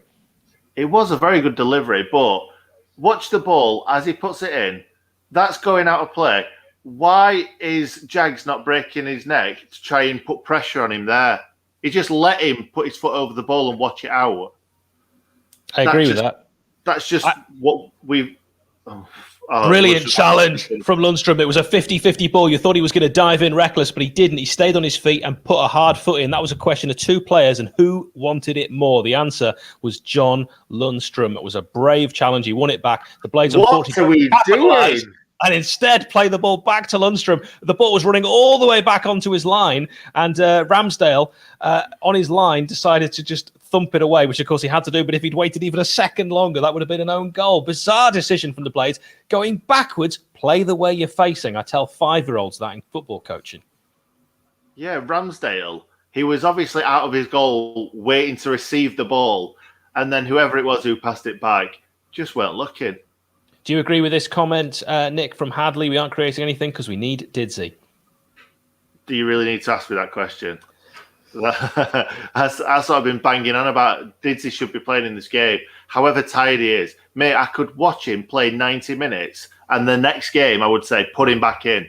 Because Didsey, no matter how tired he is, he will create something. We've got nothing. We're not... It's fine. We don't need David McGoldrick if we are playing that quick, intricate football down the wings. But we're not doing that anymore. So we need him to create stuff from the midfield. Thank you very much, Leah. I hope you're right. Yeah, so Leah wanting Fulham to stay up at Newcastle's expense. Either way, someone black and white would be going down in Leah's eyes. Ball thumped up long, looking for McBurney, who doesn't win it. He ducks out of the challenge, but actually that's one of those ones you want to lose. And Ender Stevens will lay it back to John Fleck. John Fleck, who's had a poor start, then been brilliant, then a mystery injury or illness, we don't know. Now back in, we're probably never going to find out. Lovely. Flicked on. Great ball. Chance to play it. And Fulham get a key toe in, and they'll utilise that to actually break on halfway. They've got 2 men forward, and it was a challenge that had to be made but wasn't made successfully, and the referee looks and thinks about giving a free kick to Fulham but doesn't, and Sheffield United had a chance to actually attack properly there with Fulham, who'd committed men forward, and give it straight back. That was really disappointing and a poor option. Ola Aina getting a free chance to just win that ball back, and it's out on that left-hand side with Anthony Robinson, who's paid £1 million a month, some say, didn't want to join the Blades for financial reasons. That's what football's come down to. Had he joined, who knows? Ola Aina seeing a lot of the ball on the right-hand side. Looked like a foul there. And referee says Ampadu did indeed foul his man. Amps pleading in his innocence. I got the ball, referee. He probably said, I can't read lips from here. My eyesight's poor. He got the ball. He actually got the ball. And we would have been on a break there. Question here from Jay. Jack, I'll throw that at you. Any chance you can take any positives from Fulham's season? It depends, really. It very much depends whether or not we can start turning these draws into wins. More Premier League experience for some of our players, if they end up staying with us, is probably one of the benefits, because we're in a good position if we do keep the majority of our squad to come back up again, having probably one of the strongest squads in the bottom half of the Premier League, let alone in the Championship. In addition, we've learned to have a plan B, which we didn't have last year in the Championship. We've managed to find ways of playing under different structures and different formations, where we were very much one trick pony last season. Well, you've got some tricky players today, and a chance comes in on that left-hand side, but again, it's well defended. Chris Basham always knows where to put his bonts, and Ola Aina will, he plays for that. He takes a bad touch. He feels the pressure on his back from Billy Sharp, and he goes down in installments. Disappointing. 41 minutes gone. Premier League free kick, that weren't it? Premier League foul. Yeah. But Fulham, they do look like they know what to do when they get the ball. They've got a lot of movement off the ball. They're quite slow with it, though. Harrison Reed with a chance to take a shot from long range, and it's straight at Aaron Ramsdale. They'll, on the stats sheet, have had a lot more shots than the Blades, but none of them have really looked like actually going in the back of the net. It has been, I'll be honest, a boring game of football. If this was your first ever game of football, you'd probably take up lacrosse. Yeah, probably more exciting. Yeah, or tennis, maybe. Tennis. Put in the comments what sport would be better than this. Let's get some of those comments on screen soon. It is 0-0. If this game carries on like this, it will end 0-0. I can only see one goal in it. It is Tim Walker. Can you even see a goal in it? You know what? The way that I could see a goal would be an own goal, some sort of error. We are very error-prone this season. A set piece. Penalty. A penalty, of course. I count those in set pieces, yeah. And a throw into Sheffield United. Chance for Stevens to take this one. It's actually, if you're interested, around 30 yards away from the touchline on the left-hand side. So the Blades are actually moving forward in terms of an attacking position. It's all about yardage. Ender Stevens, with his guns on display, plays it to Ollie McBurney, who uses his guns well to fend his man off and then plays the ball into the box, which is just a hit and hope. He saw no one in there, so he just decided to fire it long. Unfortunately, that is going to find a Fulham man 9 times out of 10. The ball, of course, all the way now back from a promising position for the Blades with Aaron Ramsdale. 43 gone, and Rams will, instead of kicking it out short, which we've seen Areola do to great success for Fulham, will fire it long straight out for a throw-in to Fulham. This just looks like two teams that are going to be relegated. It really does, doesn't it? Yeah, really does. I see a lot of comments stating that knitting or synchronized knitting would be better than this, and they're absolutely right, because at least at the end of knitting they would have finished something. Presumably. I have had a few attempts at knitting which have not gone quite so well. Yes, ironing would be better than this. Of course, it's the sort of thing you could be doing whilst watching, I suppose, so no excuses. Ball on halfway. Fulham will try and get something going when they switch the ball from the right to the left. And then it looks like a bit of a mess in the middle. Referee's actually going to let that go. Two players coming together, one ending up in a heap. And ref says, well, Fulham have got the ball, so I'll let that carry on. And Fulham now might take a long-range effort. Again, a pass is the option. And Ola Aina on the right-hand side with his right foot will try and take his man on. That was so telegraphed what he was going to do, but Stevens seemed to fall for it anyway, and the cross comes in. And Ramsdale will actually have to push that back for a corner, which I think could have been avoided. He could have caught that, couldn't he? Let's be honest. I thought so, yeah. Let's have a look. So it's right underneath his crossbar, but nobody even put any pressure. I think that was Madja in the middle, and if Madja would have seen Ramsdale this season, he'd have put a little bit of pressure on him, and he could have got a goal from that. Nick, what does Chris say at half-time? Will Jack asking that question. You might want to answer that after the corner on the right-hand side. Whipped in. It's going to be headed back and behind, and that is no danger from Ruben Loftus-Cheek. Chris says to the team, just 1 second, lads. Let me go and get David McGoldrick front bench. David McGoldrick, stand in the middle of the pitch and create stuff, because none of you, I'm going to say, SHIT houses are doing it. But I'm not Jack. I'm not going to do it. I think Oliver Norwood would be a good addition for you guys at halftime. Yeah, I bet you do. No, I just think he's someone that can actually get the ball out from midfield for you. Get it out for you. I'm going to keep doing that joke. I'm sorry, Ollie. If you're watching this back later, mate, you've been a great servant to us, having a poor time at the moment. Brilliant play from Ampadu, looking every bit what Chelsea fans think he is, winning a pass that was played down that right-hand side and getting it to Ollie McBurney, who's done absolutely nothing. But can he does actually lay the ball off to Ender Stevens. A little bit heavy. Ender has to check back. He's got very few options, 2 players on him, but finds Ollie McBurney again. So we're back where we were. Now there's a lot of players back, though, for Fulham. So actually we're in a worse position. Fleck decides to go all the way back, and we begin the attack again, and then it's thumped long to absolutely no one. And the Blades give possession back very cheaply. Mercifully, there's only 1 minute added on, and that for when McBurney decided to smash his nose into a Fulham player's shoulder. Mate, I was just going to say how well we played that then down the left-hand side, and then we went back to Aaron Ramsdale. It's hugely disappointing. Fulham now a chance to get the cross in. It's a good cross as well. That was beautiful delivery from Madja. What is he doing out there? He's fed up of the ball not meeting him in the box, so he's come out on the right-hand side and thought, I'll do it myself, and he puts in the best cross of the day, which is defended well. Anguissa and McBurney coming together, and it's a yellow card for Anguissa. Frank Anguissa, we'll call him. Jack, where's he from? Oh, Jesus, you've completely baffled me there. I do know where he's from, but it's slipping my mind. I do apologise for that. That's why we've got Average Jack on, for that kind of razor sharp insight. Thanks, Jack. And that's precisely why I'm average. Jack, do you want to have a guess where he's from? Do you want to have a guess where he's from, Jack? No, thank you. Can I guess? Can I play the guessing game? Please go ahead. I think he's from Cameroon. I believe that's right. He's from Cameroon. Is that because you've just looked? He's definitely just looked. Andre Franco Anguissa is from Cameroon. You are spot on. Never trust Hal. Never trust Hal. He always does these little sneaky things to make himself look really good. Hal always ruins everything. Jack, what we've got to say it's half time. Jack, your thoughts on that first half, please, mate. Did we have to watch it? It's probably the full description of what I can say about that first half. A lot of exerted energy from Fulham, with us having the exact same amount of good chances each, I would say. There's been no real goal-scoring opportunity for either side, and I think you guys have probably done better in reserving your energy than we have using it all up in doing the exact same thing.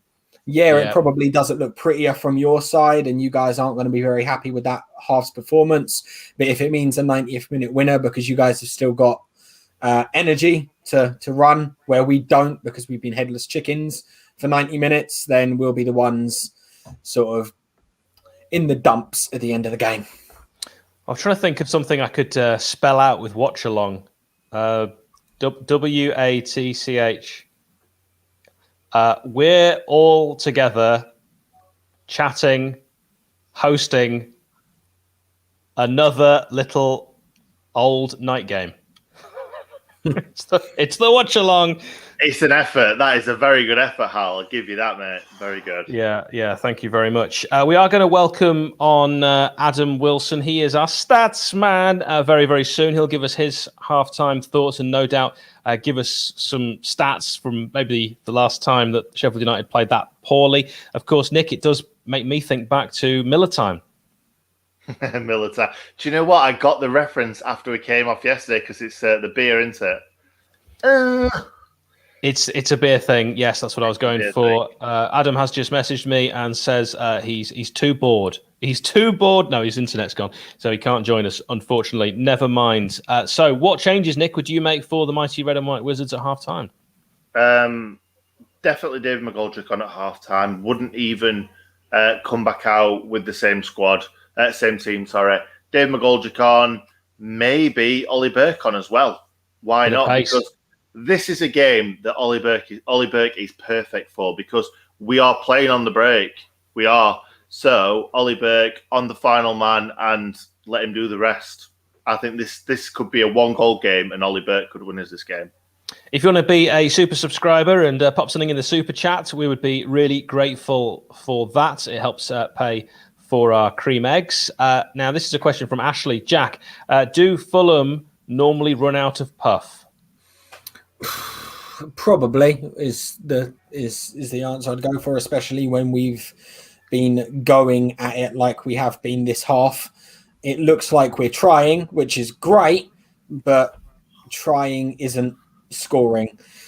We're not the unfittest team in the league. I won't say something that drastic, but I'd say that if you exert enough energy, then you're going to run out of puff no matter what team you are.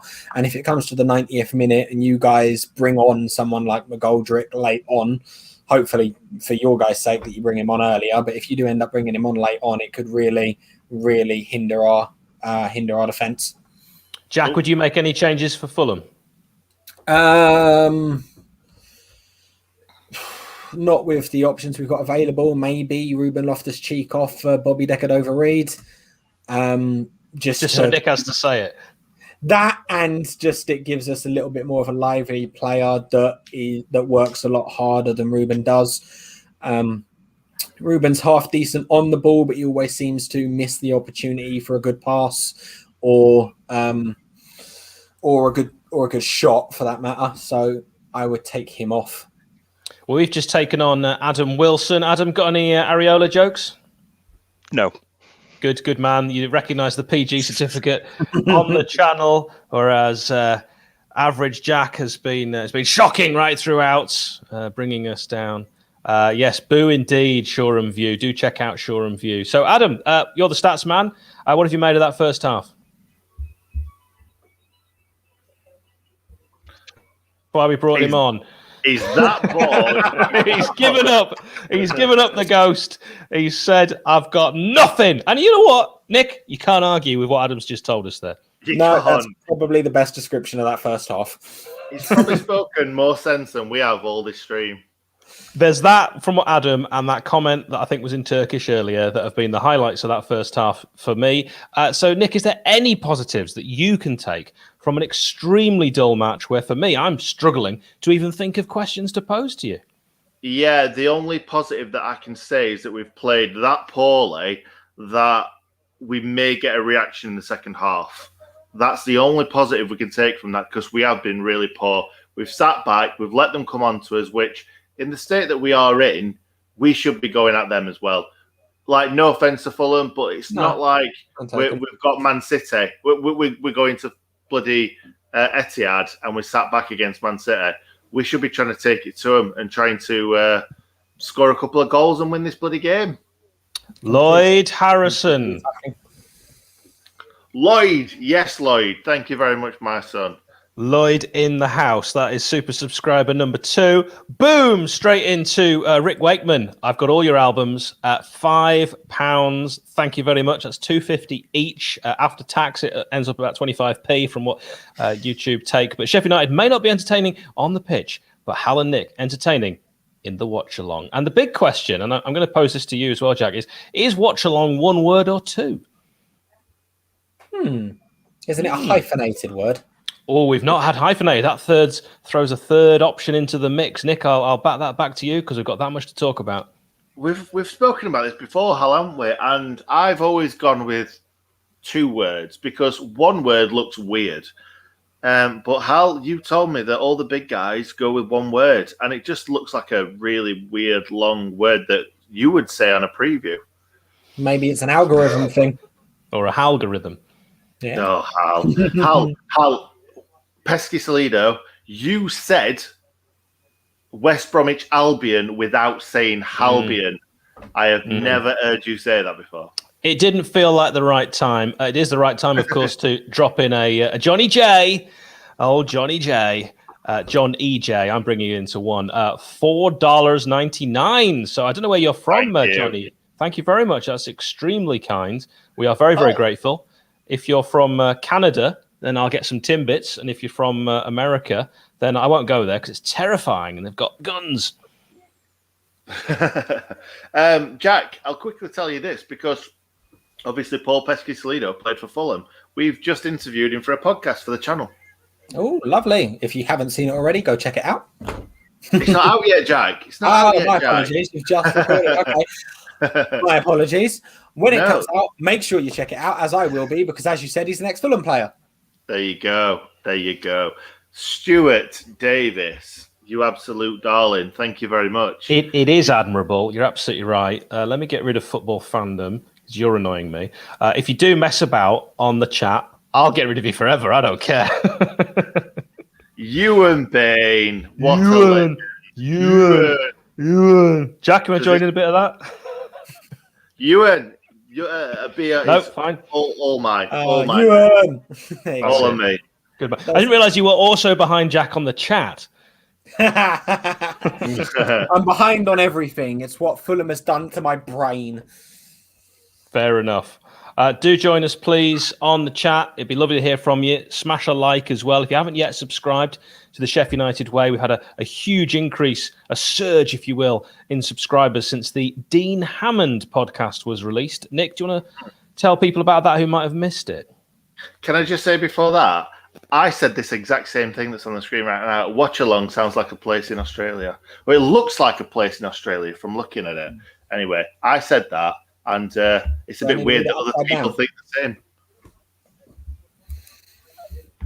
So, Dean Hammond, what a brilliant podcast that was. We really enjoyed it, Hal, didn't we? We really enjoyed speaking to him and finding out the man behind the footballer that everyone despises for no apparent reason, really, just that he wasn't as good as what we expected. I think the reason why everybody disliked him so much is because he came with a pedigree, didn't he?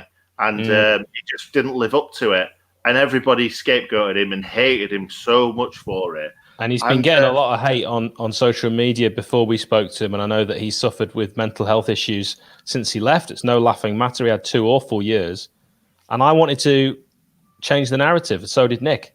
And I remember messaging you, Nick, and saying, what would you say if I told you I could get Dean Hammond on the channel? And I said, definitely 100%. So I've been thinking since then of messaging you again with different people like that I haven't really got. So I've typed out, what would you say if I got Gareth Ainsworth on the channel, but I haven't sent it yet. Oh, definitely not. He's not coming on our channel. No chance. I actually think I said that about Nigel Adkins as well. And then once Dean Hammond went out and went really well, I'm like, should we get him on? Yeah, it's a serious question, actually, Nigel Adkins, Nick. I mean, would we want to speak to him? Would Blades be interested in what he has to say? Do you feel like he's someone that wouldn't be as honest as Dean Hammond? Because Dean was real and Dean was Dean. Dean was the same before we chatted to him on air as he was off air. Yeah, definitely. He would. I don't think he'd be any different as in for off air to on air. I think he'd just absolutely BS us the whole way through. And he's, I'm going to try and do a bit of a Scouse accent there, but I better not really. But when you see it on his Twitter videos and stuff, it's just, it's a great morning. This is great. That's great. This is great. That's great. And I've just got a feeling he's going to do that all the way through. A few people said that on Twitter as well, and I believe him. I think that's what he'll do. Andy Wilson says, I watched the Dean Hammond interview. It was very insightful. It was a really good watch, and everyone on here should take a look. I tell you what, Nick, I like Andy a lot. We got a lot of great comments, didn't we, after that, mate? Yeah, it's done really, really well. Thank you to all of you that have watched it. We recognise it's a bit different. Wanted to try something that was a bit different. It's easy to get players on that were tremendously successful and just talk about, oh, you were great when you did this and you were great when you did that. To get something a bit different, that's what we went for. Definitely, it was a great one. We thought it was before. I was just a little bit nervous beforehand how it was going to go down because we didn't push him, did we? We didn't push him for that contract to explain the contract because we thought we might have lost him and he would have turned around and been like, I'm not that interested in telling you the truth now. We got a lot of stick for not pressing him on the contract, and I think we made absolutely the right decision. I don't regret that one bit. You know, we could have pushed him on that. We all know he took the money. Of course he did. It ended up being his last contract. He's got 3 kids. He didn't know what was going to happen afterwards. None of us would say, oh, no, it's all right. I won't take that money that I need for my family. You take it. And I'll explain to my kids I haven't been able to feed them this month because I'm a nice person. You know, he wasn't able to earn money for a long time after that. So I get it. And it wasn't his fault that someone put a contract on the table offering him a huge sum of money once his loan ended. Who does that? Of course you'd sign that. Anyone would sign that. You'd be mad not to sign that when you know in your mind that you're not playing your best football, because who else is going to take it? You'd be mad not to sign that. The blame goes to the people that created that contract. Yes, definitely. But also, we've been mad not to mention that Steve York has just given us £5. You absolute legend. At least we can still kick a ball straight on FM21. Is that right? Are we that good on FM21? Lise Mousset will score you a minimum of 50 goals on Football Manager 21. I am ridiculously good at that game. It's a complete waste of my time and my talent. But yeah, Steve, love you. Thank you very much. Never say never. There was that player. There was that Football Manager player that managed to get an actual managerial job in the Danish league, I believe it was, from excelling at playing Football Manager. So never say never. I like that, Jack. How did that go for him? Do we know? I think he's still in the job. So it couldn't be going that badly. Absolutely smashed it. So how'd you say that? How'd you say his name? Dawo. Or is it? I'm thinking Doro, as in like Dawson. Doro. I like Dawson. I was actually watching Dawson's Creek earlier. Pacey's still my favourite. So Dawo, I caught your watch along. I caught your watch along last week. Pity. Is that meant to be SUFC? Or, I don't know. Pity was not as entertaining as you guys. Halon Corey's show was brilliant. So that was the West Ham way. I went on the West Ham way and had a bit of fun on that. Corey and I are actually friends and it was all planned. So anyone thinking that I'm really like that, was just having a bit of a laugh. But the comments certainly don't reflect that. They were quite hurtful. Just to confirm though, Hal, so you were saying that it wasn't really true and stuff like that. So do you actually like West Ham? Hilarious. I hate West Ham, but the things I said on there, like I hate all West Ham fans, I hate everyone who's watching, I hate Corey, I hate his stupid Poxy channel. I was obviously joking. Yeah, top man. It was great. It was great to watch. It really was. We need something that's to what watch. You want. You know what? You need a bit of entertainment. It's gallows humour. We're going down. You've got to try and find something in these times to entertain you. And it's certainly, if I just go on another channel and just say, yes, I'm very disappointed in the loss. I hope we'd have played a bit better. I really wish the very best for West Ham for the rest of the season. I wouldn't have got any grief, but that's really dull. And I'm better than that. And you're better than that. It's way too boring, mate. And you're not boring, are you? I've never been called boring. That's for sure. Right, we're going to have a second half now, which will, as is tradition, follow the first half. We're about to kick this off, except if you're Jack, and you're probably just starting the first half's injury time. I'm currently watching the players sort of roll around the pitch and seeing Chris Wilder having a chat to everyone individually. He's a lovely man, isn't he? And in these times of social distancing, he plays by his own rules. He's swift and loose. Swift and loose with that stuff. That's fine. That's Chris Wilder. The fact that you have been behind doesn't matter because there's been nothing that's actually happened. So we are on 45-25. If you want to try and get level with us, if you are just joining us for the first time, you can pause us and then try and get level if we are ahead of the device you're watching on. Perhaps you're watching on an iPad. perhaps a mobile telephone. I can't watch a game like that, but if you can, bully for you. Maybe you're watching on one of those popular illegal streams. Whichever it is, you can pause us to get level. We are watching Nick and I in the old-fashioned way on the television. Yeah, and the very first thing that happened in this half for us was a throw into Fleck where he took a touch and then just let it roll out of play. That's what we want to see. That's the fighting spirit that we want to see. Well, there is urgency shown instantly from Fulham. A throw in there that was taken super quickly, although they do seem slightly lacking in ideas to know what to do with the ball when they have it, despite the fact that Fulham have had a lot more of the ball. Ola Aina, he's seen a great deal of it on this right-hand side. He's a good player, Jack. Yeah, he has his moments of excellence, but he also has these moments of frustrating Fulham fans for either defensive frailties or incorrect decision-making in the final third. But ultimately, I think he's a good utility player. He's played at right back, right centre-back, left midfield. He's pretty much played all over the park. He's actually played centre-mid for half a match for us as well. So he's played almost everywhere on the pitch for us, apart from up front, which is kind of where we need everyone at the moment, because if I'm not mistaken, both us and you guys have the worst conversion rates in the Premier League at present. Yeah. Oh, let's not say that, Jack. Don't be bringing that negativity. We've been a bastion of positivity in this game up to now. A bastion of positivity. I like that. There was a shot that came in there from Cavaliero, which was very weak, no real danger. And Ramsdale didn't do one for the cameras on this occasion and made the save. By the way, David Morwood saying 100% agree with that. Dean Hammond did no wrong in my eyes and was looking after his family. Got to say, that's why he made the nomination list for Dean of the Year. He did. Nobody knew that, did they? Not at that point. When we started Dean of the Year, all the comments were, why have you got Dean Hammond in here? Because we found out that he was a nice fella. Exactly. By the way, if you want to be a nice fella, like the stream right now, because we're on 165 likes and we want 200 before the end of the stream. And McBurney's picked it up. McBurney. He's still McBurney. He's not anymore. By the way, can I just comment on that segue from Good Nick there? That was absolute quality. Link in the chat just superbly. I really admired that. Yeah, but then McBurney picked the ball up and I got really excited. I know sure why I would never do that. Yeah, McBurney, we are fans of his. We want him to do well. I think next season he really will. Fulham with a long ball forward. Rammers, though, read it superbly. Brilliant. Well done, Rammers. Well done, Rammers. I think we just need to be just super positive. We've still and then just as I say that, Chris Basham goes down. Okay. So Nick, today's game of which player could we not afford to lose the most for the rest of the season?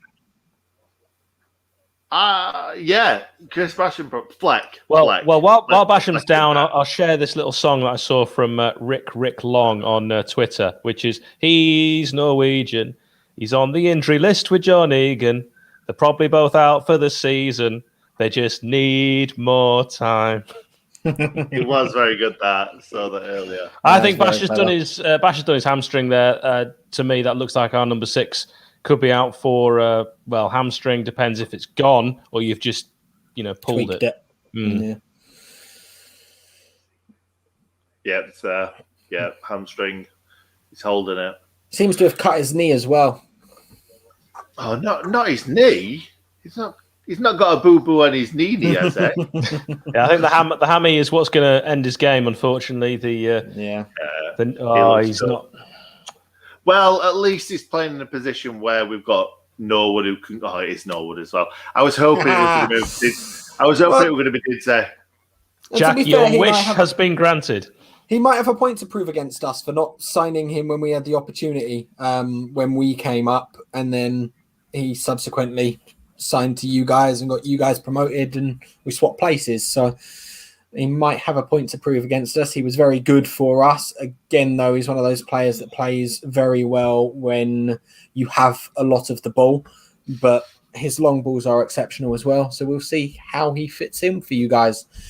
Yeah, Areola, width, long balls. You've got it all from Average Jack. And Steve York has given us £5. Thank you, Steve. Your second contribution, a super subscriber. Can't wait for our season highlights DVD. There is a very good throw-in that we won away at Crystal Palace, which I think will make that. That's the only thing that would make the highlights DVD from Crystal Palace. Yeah, it'll make their highlights DVD. Yeah, probably. That is a goal. Christ, I'm still seeing that. That was the time when I really started thinking Ampadu might not be up to it, but he's bounced back since then, in fairness to him. This is a play here on the left-hand side where Stevens has the ball. We're on 51-10 if you're trying to follow with us. And a nothing challenge from Cavaliero, but Stevens gone down and the Blades have actually been given a free kick. It didn't look like one. That was disgusting. Get him off. Get him off the pitch. So, Jack, when you've caught up with that, you'll see there was a nothing challenge there, but clever play from Ender Stevens. And now we've got Keane Bryan in the mixer. It's going to be crossed in from this left-hand side. It's a poor ball. Of course it is. Does it beat the first man, Nick? I keep saying it. I keep asking it, and Fulham can clear. You'd be surprised how many top-level footballers can't clear the first man. It's really, really shocking. Yeah. I've just seen it. That is a nothing tackle and a well-won. You've just seen that? You're miles behind, mate. I'm about 45 seconds behind. I am watching Sky's broadcast. I'm just unfortunately watching Sky's broadcast on my computer.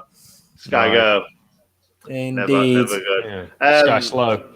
Yeah, indeed. Sky Slow is definitely right. Very nice. Very nice. I think you're really biased, by the way, Jack, if you think that wasn't a foul. Chance for Fulham. Good skill. Ball played in, and it's cleared off the line. What a chance. Oh, Jack, you're going to love seeing that. Baldock cleared it off the line after really good, intricate play. Do you know what we could have done for Jack? We could have pretended it like it went back at net. And then it would have gone net. Yeah. I think if we were ninth in the table, I'd play that game. Fair point. I thought that was Ampadu, but it must have been Baldock. They put Baldock on the screen a few times. No, Ampadu came in there. Boulders. Well done, my son. That's why he's a great defender. That is, for me, the best moment of the game. That was later wide. On, I'll be doing positives and negatives. So far, that's the only positive I can take from the Blades is that you're not doing positives and negatives. Oh, yeah, I keep getting that wrong, don't I? Yeah. I've done that before. You're not doing that again. Right, sorry. Ball played in from Fulham from a free kick, and it's cleared away, but they'll get it back, and then another decent challenge from Fleck, and then another decent challenge, and it's all happening where Fulham are forced back onto halfway due to constant wave after wave of green pressure. It's actually much better to see on 53-28. Ball out on this left-hand side. Oh, it's an early cross that perhaps caught the Blades by surprise. Chance for a shot on the edge of the box, and it is fired high, wide, and not very handsome from Andre Frank Anguissa, the Cameroonian, and we all knew that. Yeah, we did. Yeah, I've watched the chance that you were talking about, and I saw that it was on Ruben Loftus-Cheek's feet. So your early commentary and the fact that I knew it was going to be missed and the fact that it was with Ruben Loftus-Cheek gave me very little hope in it going in the back of the net anyway. It's not the first chance I've seen him squander this season. Yeah, it was a decent opportunity there, definitely for Ruben Loftus-Cheek, but you're right, squandered 4 shots on target for Fulham so far in this game. Nick, how many for the Blades? Yep, it's a big fat lonely 0. George is saying chuck Ollie Burke on. You know what? It's got to be a good idea because if you do knock it in behind, whilst it's not always pretty to watch, something can happen. Get it in mixer, as they do with Ollie Norwood! Oh, and it's... Oh, my God. It's a decent chance, but it looked like McBurney and Sharp both went for the same cross. I thought Sharp got it, didn't I? It looked like he did, but I don't think it helped with Norwood there being in the way. Possible offside as well. It'd have been offside, I reckon. Oh, we still don't know, do we? Still don't know. The ball came in. They both went for the same ball. Sharp who took it away from McBurney. McBurney's toe, but still. I think McBurney would have put that in. I do, but if you said to me, who would you rather go for that, I'd have said Sharp, even on the stretch. Even on the stretch with his weaker foot, fair enough. Okay, I think that was McBurney's ball. He should have had a shout there. Should have left it. Possibly would have been given offside anyway, Blades. So 0-0. This game remains for now and the end of time. This, of course, the real experience of purgatory. Ruben Loftus-Cheek takes a good touch, but of course used his hand and right in front of the linesman, I still call them linesmen, gets the free kick for Sheffield United on this left-hand side, just outside our own box. Yep, and Chrissy Wilder needs to do something now. He normally waits until the 60th minute. Hopefully, at the 60th minute, Dizzy will come on, Ollie Burke will come on. Even Brewster, shove them all on. Well, he has made a change. Oh God, yeah, he has. I forgot about that. A forced change, nonetheless. But he has made his 50-minute change. Oh yeah, he has. No, but 60th minute. He used to make 60th minute changes, and then it creeped forward to 50 because we were so bad. I'm going to say, is McBurney struggling there? But no, I think that's just the way that he runs. I think it could be. He does have quite a languid, lazy run, quite lethargic at times. Ball fired forward, looking for the Thames. Yeah, I was just going to say the stands, but the Thames is even better. And it's a throw into Fulham taken by Anthony Robinson with one hand worth 50 million, the other hand, the other 50. It's 100 million man. I see a lot of comments suggesting throwing every possible striker on for Sheffield United, and I think you could actually do with an additional midfielder, try and control the game a little bit more and create chances instead of just sit back as you are doing. Although you've created more so far in terms of dangerous opportunities compared to the last half, which we all agree we could have skipped. Yes. Jack, we'd probably bring on a midfielder if we had one at our disposal, but we've had that many injuries this season that we just don't have them anymore. So it's David McGoldrick, the man that needs to come on in kind of a further forward midfield role, I'd say. I think you were going to say the Duffy role, weren't you? Yeah, I was going to say the Duffy role. We need to stop saying that. It is the Duffy. I hate saying the number 10 role as well. It's a number, and the number 10 is the striker.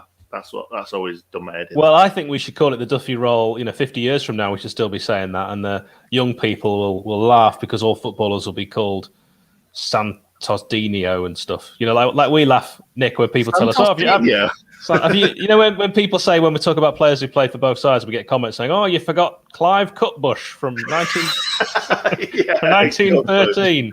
And we never know who these players are because players get more exciting surnames as time goes on. Everyone's got a double barrel surname these days. Yeah, well, that's it. I think it was about 5 or 6 years ago. I looked at England's under 21s or something, and I think 6 out of the 11 had double barrel names. I think it was Calvert-Lewin was one of them, and then there was like Maitland-Niles. And before we actually knew these players, and we knew who Calvert-Lewin was, but before we knew these players properly, before they were household names. And I'm expecting we're going to see a lot of that in the future, aren't we? Jack, thoughts on double barrel names? It's come to that. Well, both of my children have double-barreled names, so I can't really dismiss it and call it anything negative. It's just one of those things that comes with the times. Equal partnership, equal shared opportunities and whatnot. You want your kids to pass on both your family names, which I don't see being a negative. At the same time, we're seeing an increase in nicknames on the back of footballer shirts. So we could actually see the polar opposite and start seeing Jedi on the back of shirts, and which is a nod to good old Anthony Robinson. Well, nicknames on back of shirts. I think as Northerners, Nick and I, change is not good. So we want actual. So I want a Smith, a Woods, a Jones. I want all our players to be from Britain or Ireland, and I'm happy. So you're not a big fan of the old Chicharito and Nani on the back of Kun. That's a bad one.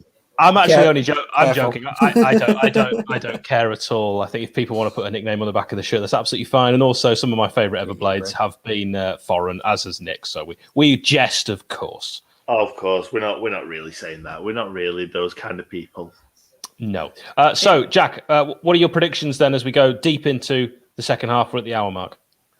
Can't see much changing without a drastic change from one of chance for Fulham. Ball shot, fired in. It's a goal.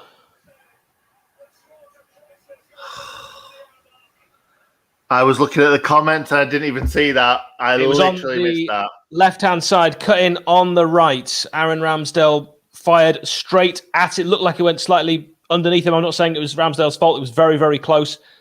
Really tidy shot. Good play after the ball was thumped long. Something that we were saying we should be doing. Fulham from their own ball over the top. Brilliantly taken down. And they just utilised it well. Bit of a lucky ricochet, bit of a lucky break. But Ademola Lookman, who scored against us at Bramall Lane, looked like he knew what he was doing. From the exact same side as well, cutting in from that left. Sometimes what you need is just a little bit of luck on your side. I do apologise to all of the Sheffield United fans here. It's not Ramsdale's fault. Like, you've got to spread yourself. It goes through your legs sometimes as a goalkeeper. Yeah, not Rama's fault at all. I think it's unlucky with Ampadu as well, isn't it? It got under his feet. He pushed it straight at him, and then he's trying to get it out from under his feet. It's just something that has happened to us all season, hasn't it? Get David McGoldrick on Chris Wilder, for God's sake. On the plus side, we can definitely see the game livening up from this point as you guys are chasing a goal now. And we'll either start sitting back and letting you actually start creating some build-up play, and we'll see some more chances, or we'll go for a second goal just to sort of close the game off. So this is exactly what the game needed, regardless of who scored it. It will liven up the viewing for everyone that is watching at home, and if you're not watching at home, a lot more for us to commentate on here. Yeah, I agree with that. I mean, what hope do we have left, Blades? No hope, I think, is the answer to that question. It's back with our back three on the left-hand side. United now deciding to copy Fulham and thump it long. But unfortunately, the accuracy from our thumping long, nowhere near. And it's back to Fulham. They can just repel those inaccurate long balls all day. They'll be quite happy with that as they just keep it camped in their own half. That's the danger, of course, is that Fulham might just sit on this 1-0 lead and just keep passing the ball around the bag. It's shocking, this. It's been shocking all game. We expected some sort of reaction in the second half, and it's not come at all. I don't know what Chris Wilder's doing. I don't know why David McGoldrick still sat on the bench. I don't know why Ollie Burke, who's arguably been our most dangerous attacker, whether he can finish his dinner or not, he still puts pressure on the defenders. Billy Sharp and Ollie McBurney's done sod all in this game. So why hasn't he changed something? Just looking at Harrison Reed in the middle of the park, and every time he seems to pick up the ball, there's not a single soul near him, which doesn't really bode well for you guys if you're not willing to press central defensive midfielder when he picks up a ball from a centre-back. Yeah, mess about at the back there from the Blades. They just get away with it, but some interchange of passing in the box, which you really, when you're 1-0 down, for my angina, you do not need. Your angina. And then a ball played across the middle on the right. Lundstrom can try and pick it up. He had an option to play it straight away to Baldock with bodies in the box, but instead goes back to Ampadu. Ampadu will lay it back to Lundstrom. It's all fine with this short interpass and play, but actually Fulham have now got every man back. So perhaps the play to Baldock in the first instance was the right one, and the Blades go all the way back and they start again. This may bode well for the Sheffield United fans watching, that Fulham have dropped the third most points from winning positions this season. So a bit of hope for you guys there. Yeah, 13 times you've let a lead slip. Indeed, which is and probably once the against reason. us this season. Yeah, that's very true as well. Respect to Herman, at least calls us United. If that had been a ha-ha-ha Sheffield, you'd have been blocked, sir. Yeah, he could have been laughing at Wednesday, though. Possibly. We are on 65 minutes. Ball played back to Ramsdale. He'll just try and now start things from the back, which is good. He's decided not to thump it long. He's decided to play it out to Jagielka, and that's good football. Now the Blades have a chance with Sharp. That's a lovely through ball. Here's an opportunity. Oh, it's straight at the keeper when it should have been finished. What an opportunity. And Ender Stevens on his stronger left fires it exactly where Areola would have wanted it, and that should have been 1-1. Why is he side-footing it? Straight at him. Just smash it, mate. We're definitely getting a more lively game now, which is great for everyone. Fair enough, Herman. I take it all back. I love you. That is a shocking shot, that is a shocking shot. What do you not do That's what I hate, that kind of comment. Well, get rid of it then. Get rid of it. We both pressed it at the same time. Leave it. You're like a kid at a disco, keeps turning the light off. Oh, for God's sake. Bad shot from Ender. Should have been. Anyway, it's a corner for the Blades. On this left-hand side, it's a good one. And it's headed back in the far post. Anyone gets a touch on this, but no one can put it in the back of the net. It went straight back across the face. Anyone getting a nose on that, if Ollie McBurney had done what he did to a Fulham defender's shoulder, that is 1-1. It's a great corner. Ho, ho, ho, Keane Bryan does what you're supposed to do. Heads it back where it came from and down. Lundstrom and Jagielka both went for it, and they couldn't get anything on it. And then we had the overhead kick, which was way over the bar. Can I just say, this is what this game now reminds me of West Brom away, where, well, fair enough, we were probably a lot better against West Brom, but we had to wait for them to score a goal for us to actually start creating chances. And David McGoldrick's still not on the pitch. A lot of similarities. Marnie says, what happened to Sheffield? We're not called Sheffield. 8th in the league, 9th, and now relegation candidates. The last bit of that is correct. It is 66 minutes 37. If you're trying to keep up to date with us, if we're ahead, you can pause. Please do like the watch-along or dislike the watch-along. Nick is a great commentator. I will agree with that. As will I. I'm just screaming. That's all I am. This is me at the United match. So... Still beats half the commentators on television. Possibly. At least you're not circling a corner flag. And to be fair, I'm not quite as biased as Andy Hinchcliffe, because that man is, whoever we're playing, they've played us off the park every single game. I don't know why they get a former Wednesday player to commentate on Sheffield United games. It seems like a no-brainer that you just wouldn't do that. Did you also see who was in the studio? Those Sheffield United and Fulham legends, Graham Souness and Julian Lescott. Yeah, I think they was carrying on from the Liverpool-Everton game, in fairness. Lundstrom on the right-hand side, going to play it back to Ollie Norwood. He's actually done all right since he's come on, put in one really decent cross. Then Lundstrom, dallies on the ball and will give away a free kick. He couldn't have done any worse there unless he'd literally just kicked the Fulham player up in the air. Yeah, is David McGoldrick fit? Is he fit? David McGoldrick, we don't know. I mean, the thing is, we never get anything from Wilder in those press conferences. You know as well as I do, Nick, when we try and prepare for the match preview, he never tells us anything. So he's on the bench, but who really knows? Is he definitely on the bench? Because I feel like, why is he not even? I've got to check. Yeah, I mean, I don't know if you've got the personnel to do it at present, but I feel like give it a few extra minutes and you might have to match our formation and just sort of go gung-ho at this. And we're not going to do that.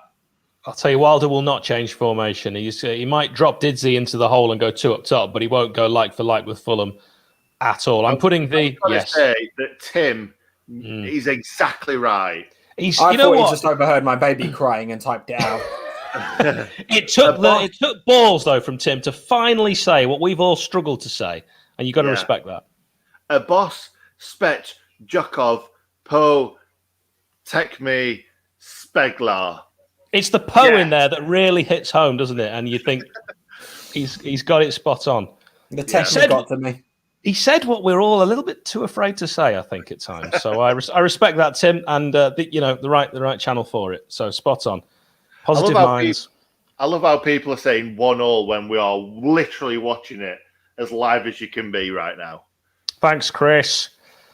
Right, we're back with the Blades on 69 minutes, 69:22. Jack, do you want to make an off-colour joke about the number 69? No, I'm okay. He's learned his lesson from the first. I have indeed. But I will ask you guys a question that has been brought from Alan Binks. Is this tainting Wilder's reputation and legacy? I suppose it's got to be a little bit, because he's never failed. Every season that he's been a manager, he's excelled, and certainly for us. And then this is probably, you've got to say, I know it's at the highest level, but this is his worst season of his career. I think the thing I find hardest to deal with is that we were never boring. Even when we weren't winning, we were never boring. We've actually become a chore to watch, and that is something I never thought I'd say under Chris Wilder. I thought we were slightly boring in the Championship season, the first season, when we used to. Oh no, that win at Leeds. Come on, man. Let me finish what I was saying. A certain point of that season where he didn't play Duffy, he wanted to play Coots, Lundstrom, and Fleck, I think it was, and we created absolutely nothing. And it played 4 or 5 games maybe, and then he brought Duffy back in. And it's like, right, we're going to be attacking again. That's great. So yeah, but you're right. You're absolutely right. Like, this season has been so boring, and some games we've just not been at it at all. Like the Southampton game was horrendous. The Palace game was horrendous. This has been horrendous. Nick, do you want to read out that very kind commenter there, please? You guys are the best watch-along. Chanel, keep up the good works. Start practicing for the Championship streams. Yeah, I think we already know. Who's it from, Nick, that one? It's from a loyal subscriber. Here he is! 19 minutes left, and David McGoldrick is finally being brought on by Chris Wilder. Oh, David McGoldrick. What an embarrassment. I'm sorry, but that is just stupid that we've had to endure 71 minutes of no creativity for David McGoldrick to come on, and we're getting broken on yet again after sloppy passing. Is that Anguissa absolutely embarrassing everybody inside? Well, they looked so dangerous when they scored that goal, of course. And yes, Anguissa, the Cameroonian, finding his man just outside the edge of the box. Lookman always looking likely to do something, to make something happen, to create a bit of magic from absolutely nowhere. Long-range effort on that right-hand side, which stings the palms of Aaron Ramsdale. Really good strike from the edge of the area. Fulham just patient build-up. No worries when we've got the ball. They're saying, we'll let you have it. You're not going to do anything with it. And when they get it back, Ola Aina says, some of that. Thank you, Joel. Back in me. Where did that hat come from? I looked away for 2 minutes and I noticed that as well. I thought we need to hat appear out of nowhere. We need to try something different. Maybe it's a lucky hat soon. Oh, of course, it's the hat. That's what we did all game. I'm trying to. Should I do it like? Yeah, it's the hat. Well, if we win now, you'll all say I've got to wear the hat every game, so I'm putting the hat on. Good shout. I don't suit hats. It doesn't look too bad on you, to be fair. Bless you, Jack. You're a lovely man with a nice, kind face. Ball very much. Back out on the right-hand side. Fulham will look to swing it in again. They do swing it in, despite men being there, and it's flicked away, which will give Lookman a chance to rebuild against Baldock, who's done well today, Baldock. Dropped out on the edge of the area. Anguissa decides to have a shot. He'll regret that. If he could take that back and do it again, he would pass. I've definitely done one of them before in my career. Definitely. If you are calling us Sheffield in the comments and you're doing it to try and boil my wee-wee, you're absolutely succeeding. There's I'm going to say you're bringing it up quite a lot, so they're definitely getting to you. There is someone trying to boil your wee-wee a little bit more than that. And I won't call them out because that'll be giving them the attention they're seeking. But I'm sure you've seen it. I see all. You could just like the stream. That's what you could do. That would really boil our wee-wee. Wee-wee. Go with wee-wee. By the way, James asks, do we think Koulibaly will replace Lunny next season? No, because he won't have a work permit. He needs to spend longer in Belgium to get a work permit. So, unfortunately, not next season, but hopefully the season after. I'm not actually an expert on how long it takes to get citizenship in Belgium, but I think it's more than 1 season. I thought it was James Shields said that Wilder told him that if he wants Koulibaly, he could bring him in whenever he wants. Now, I'm not saying that you're wrong, Hal, but I thought that's what he'd said. But, yeah. I don't know. And David McGoldrick's picking the ball up in the midfield. Look, he's got loads of time on him. He's actually starting to make things happen, I'm thinking and hoping. How long has he been with you guys now, McGoldrick? Not long enough. We should have had him all his career. What an absolute legend. What were we? 1, 2, 3 seasons? Picked him up for absolutely nothing. From Ipswich, correct? Is that right? Yeah. I saw his first goal against Inter Milan, which was in a friendly. Of course, it was a friendly. Yeah, I was there. I told you, Nick, we've probably sat next to each other, mate, without realising we've been at so many of the same games. I meant the score is on screen, good sir. What's The that? score, yes, the score is you're answering Amit Sod. It's his name, Nick. Not ruining the PG. It is 1-0. I think in quite large white lettering. Maybe he got confused by Blades as opposed to Sheffield United. Or if just he is a neutral. Just Sheffield, as we're often called. Right, 75 minutes gone. You've missed nothing. Ball back, being passed around by Sheffield United in defence between Ampadu and Jagielka. Tete going to be brought on for Fulham, who have full force written incorrectly, missing an L on the spelling on their side. That's their rallying cry. It's not quite forged in steel. Still with the Blades at the back, going nowhere, trying to get it down this left-hand side. Played back into Ollie Norwood with his ping. Decides to actually keep his ping in reserve and go to Ampadu, who's playing on the right-hand side of centre-back, which was a bit of a surprise. None of us predicted that, but then we've struggled to predict Wilder's 11. Nixon certainly has every game this season with our match previews. I'd love to tell you something. Fulham are shutting up shop. I'd love exactly. They are, Jack. I'd love to tell you that something's happening, but the Blades are patiently trying to get the ball forward. This is reminiscent of Fulham in the first half. A ball eventually crossed in, but it's not going to beat the first man.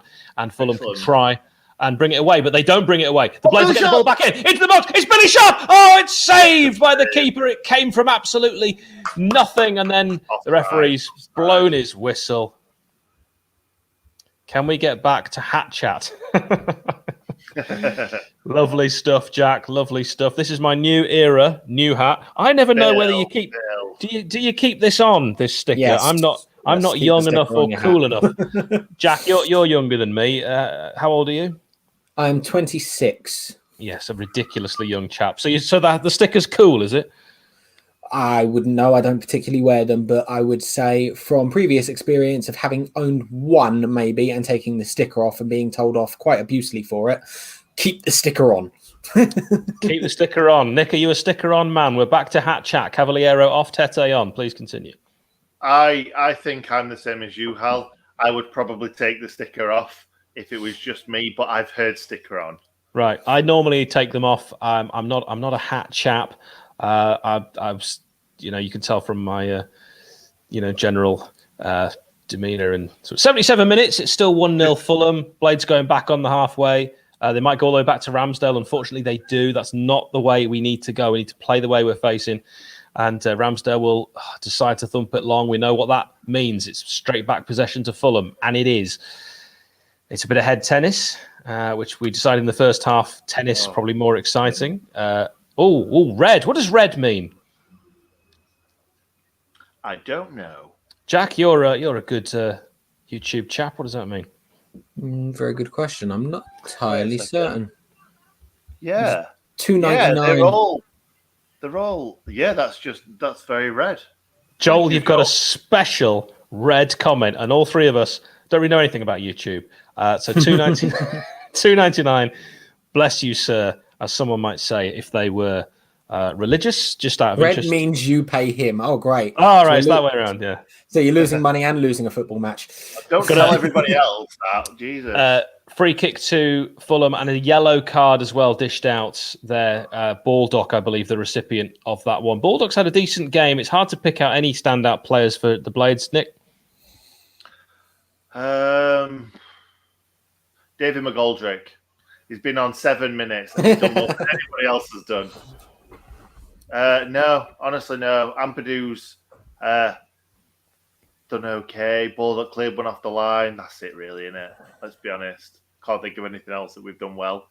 I mean, no offense to you guys, but it's hard to suggest that anyone is a particularly bright spark when you haven't had much of the ball. Jag's going to go off. Bogle on. I like this. An attacking substitution. Nick, what do you think of that? I completely forgot Bogle were on the bench, and why hasn't he been on for longer? What are we doing? What is happening? I've got another lookalike as well. I've never heard of Mike Shinoda. I've just looked him up, and I don't look anything like him, but I'll take it. He's a very handsome man. Ball on the right-hand side. Blades are now with Bogle instantly into the action. Can he make something happen up against the multi-billionaire Anthony Robinson? It's on that byline, looks to try and get a cross in. Can he beat the first man? No, but he's made something happen because we have a corner. Straight away, Jayden Bogle getting involved in creating stuff. We like to see it. That should have been on earlier. Yeah. Jonathan Smith agrees. I know what. Do you know what? I know what I'm going to say already. In my match reaction, I'm going to be like, Didsy should have been on earlier. Bogle should have been on earlier. Goodbye. Hold your fire on answering that question, Jack, because the Blades have a corner on this right-hand side. It's swung in near post, doesn't beat the first man, headed away. Fulham will look to try and break, and they will. Jack, you may speak. Would we be in striking distance of Newcastle? Would that give me hope? Yes and no. I mean, it would very much depend on how we follow it up. We've done well over our last two fixtures, getting 4 points from Everton and oh God, slipping my mind now, but 4 points from the last two games. Burnley, that's the one from Burnley, which are two places that we normally go away to and absolutely get nothing at all. So you take it with a great admiration, but it will depend on how we follow this up, because if we then go and lose to Crystal Palace and then lose the following game after that, the points that we've made up against Newcastle suddenly slip away again. And Newcastle, as always, are quite good at pulling a surprise result out of nowhere. So, yes, it will give me hope to answer your question. Will it make me start thinking we're going to stay up? No, it will not. Steve York. Look at that. That's the most we've ever had on this channel. It is, Steve. You're now my favourite person. And mine. Thank you very much. Ball crossed in for Fulham. On that right-hand side, there was a possible shout for a penalty a little bit earlier with a challenge by McGoldrick. I think we're actually going to see it again now. It's Harrison Reed, and McGoldrick comes back and looks to me like he gets the ball. Reed goes down looking for a penalty, but no interest from the ref there. We're on, crikey, 82 minutes. Game slipping away.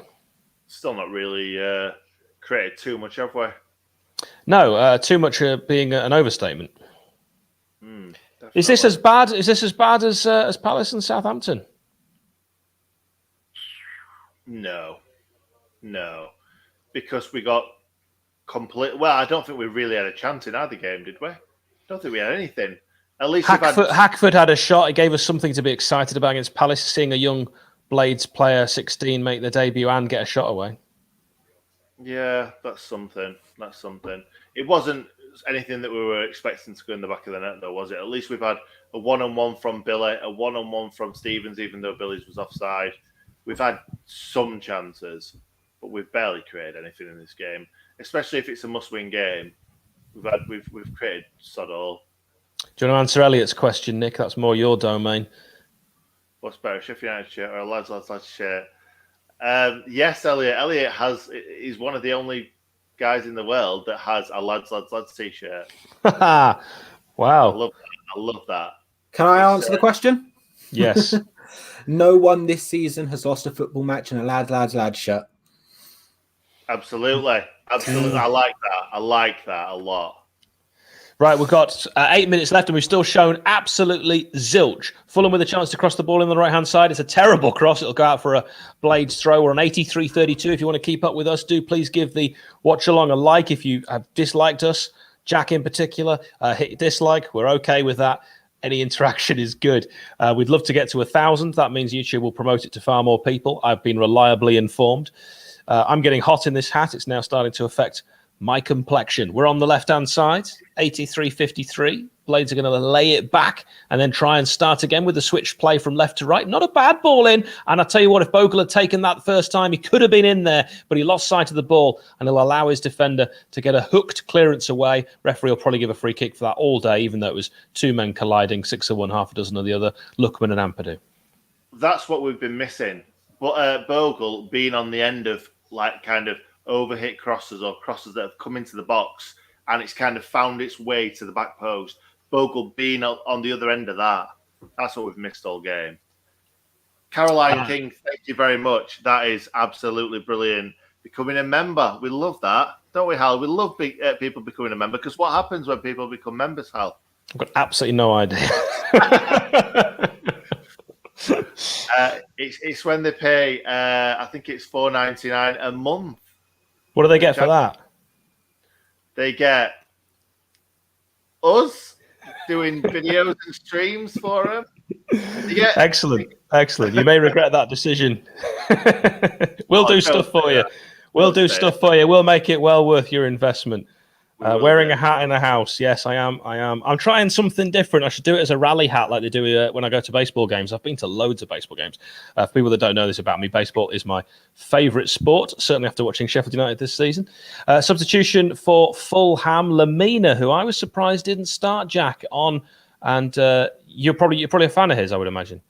I am a fan of his. I'm a bigger fan of Anguissa, though, so I'm not entirely surprised that Lamina didn't start. However, they are both very, very capable players. So I imagine it's a like for like change. Am I right? No, it's Madja who's gone off, who I was expecting a great deal more from. I thought the Blades also should have put a bid for Madja in as well. Yeah, I mean, he scored that brace early on, which sort of gives the appeal that he's going to be exceptional. And he hasn't been bad, don't get me wrong, but I don't think he's going to be scoring like 15, 20 goals by the end of the season. Nick doesn't want me to talk about baseball, so he's got rid of any baseball chat. It's a chat. I guess because I can read you like a book, sir. Right, ball in for the Blades. Played in near post. Of course, doesn't beat the first man, but then the ricochet will fall back in and the chance to swing it in from Ollie Norwood. It's not actually a bad cross at all from Ollie Norwood. He's looked good since he's come on. I'll say that and I'll stand by it. Ball headed back, but Fulham can get a foot in there. Look like a high boot. Referee says no. I'm surprised at that. That should have been a free kick, which would have been right on the edge of the area on 87 minutes and could realistically have given the Blades their only chance of getting something out of this game. Look, the people want baseball chat, Nick. That for me was a free kick and Anguissa on Fleck. It was. Of course it was. Fleck's going in with his head and Anguissa's going in with his foot. Obviously, Fleck's going to bottle it a little bit with some studs flying towards his forehead. Oh, David McGoldrick turns away brilliantly. Oh, he's giving a free kick. Wasn't sure whether that was a free kick, to be honest. Yeah, this is that's one that I possibly, if I was still refereeing, as I used to in my younger days, I wouldn't have given that. But it was a pull on the shirt. When you see it again, it was a pull on the shirt. You've got to give credit where credit's due. Yeah, definitely. He did do that as well. The referee went like that, so he's obviously signifying him pulling. Ooh, baseball watch along. Anyone up for that? No. Oh. Jack? I don't know the first thing about baseball, so it'd probably be very entertaining. So why not? Yeah, I love it. All right. Seattle Mariners, the worst team, officially the worst team in American sports is my team. I haven't made the playoffs since 2001. 87-44. Ball swung in on this left-hand side. It's chipped into the box. It's cleared, but only half by Fulham. It's going to come back in. Any touch here, and it's a goal. And it's scooped away, but a penalty appeal surely there, as it looked to be. Areola clashing with his man. Both have gone down. Areola is claiming that he's been hurt, and the referee more than likely will side with the goalkeeper. But it was Bogle and Areola both going in. Didn't look like a penalty to me, to be honest. Nick, what do you think? Did you say it didn't? Well, didn't look like a penalty to me. It looked like an honest clash of two players, both eyes on the ball. Oh, that's a penalty. That is a penalty. He's won the ball and he's gone through him. Jack, are you seeing this yet? That's a penalty. That is a stone ball penalty if you'll ever see one. Sorry, I was reading the chat. So what do we think in the chat? Was that a penalty? Any thoughts? He's not won the ball. He's not won the ball. He's not touched the ball. I don't think the ref's going to give that. I'll go be honest, Nick. I think he should do. He's my mate as well. Me and Charlotte met him at the Sports Awards, old Martin Atkinson, and I just gave him a lot of stick about Leeds because he's a big Leeds fan. Is he? Yeah, he is a big Leeds fan. So why is he refereeing South Yorkshire's finest? You tell me. There's been Man United fans refereeing Man United. Look at that. I think he does get the ball a little bit. He doesn't get the ball though. The majority of the ball is kicked into him. So yeah, the ball. The Bogle has got the ball, has pushed the balls towards the keeper, and then the keeper's followed through and just smashed through him. Yeah, but then the question is, has the keeper made contact with the ball or the player first, regardless of whether or not your player pushed it into him or not? I don't think the goalkeeper's. He's not gone to make contact with that ball with his kind of left foot. Bogle's pushed that towards him, and he's just, I don't know. I think, to be honest, I could see that being given. Let's put it that way. Are VAR looking at this? Well. I think looking at the comments, it's 50-50, to be perfectly honest. Yeah, it does look 50-50, and that means it won't be given. VAR will move on. It's got to be clear and obvious, and if 50-50 in the chat are saying yes, no, it's not clear and obvious. Yeah. I mean, I've seen similar given, but at the same time, the ball hits Areola before Areola takes out the man. It's not a great challenge, but because Areola does touch the ball. But it's hit him, hasn't it? He's not won the ball. He's taken the man. I don't know. Maybe I'm being biased. Maybe we're both being biased. Maybe. Don't get me wrong. I've seen that given previously, and I wouldn't be surprised if it was given. Interesting nothing in that. By the way, nothing in that. A free kick to Fulham and a booking. Are you out of this world? This referee, this biased Leeds United supporting referee, has said that was a foul. I'll need to see it again. Yeah, it was a clear foul. Probably right as well when you see it again. 7 minutes added on. Where did that come from? We want to be put out of our misery. That's the Didsey who gets the booking, his 4th of the season. Am I right in thinking that the Sheffield United badge is on the wrong side of Chris Wilder's jacket? I think it is. I think I've seen that on Twitter before. I think it's on the wrong side. I think you're right, mate. Well, while you were having that badge chat, chance for Fulham, and the referee, thank goodness, giving a free kick because it looked like an opportunity for a second goal there. We're going to see your favourite player, Nick, be brought on. Would you like to introduce him? Yeah, Bobby Davro Reed. Decker Dover Reed. Bobby Davro. I love it. We don't want to see this goal again. Not a million miles off his actual nickname, Bobby Dazzler.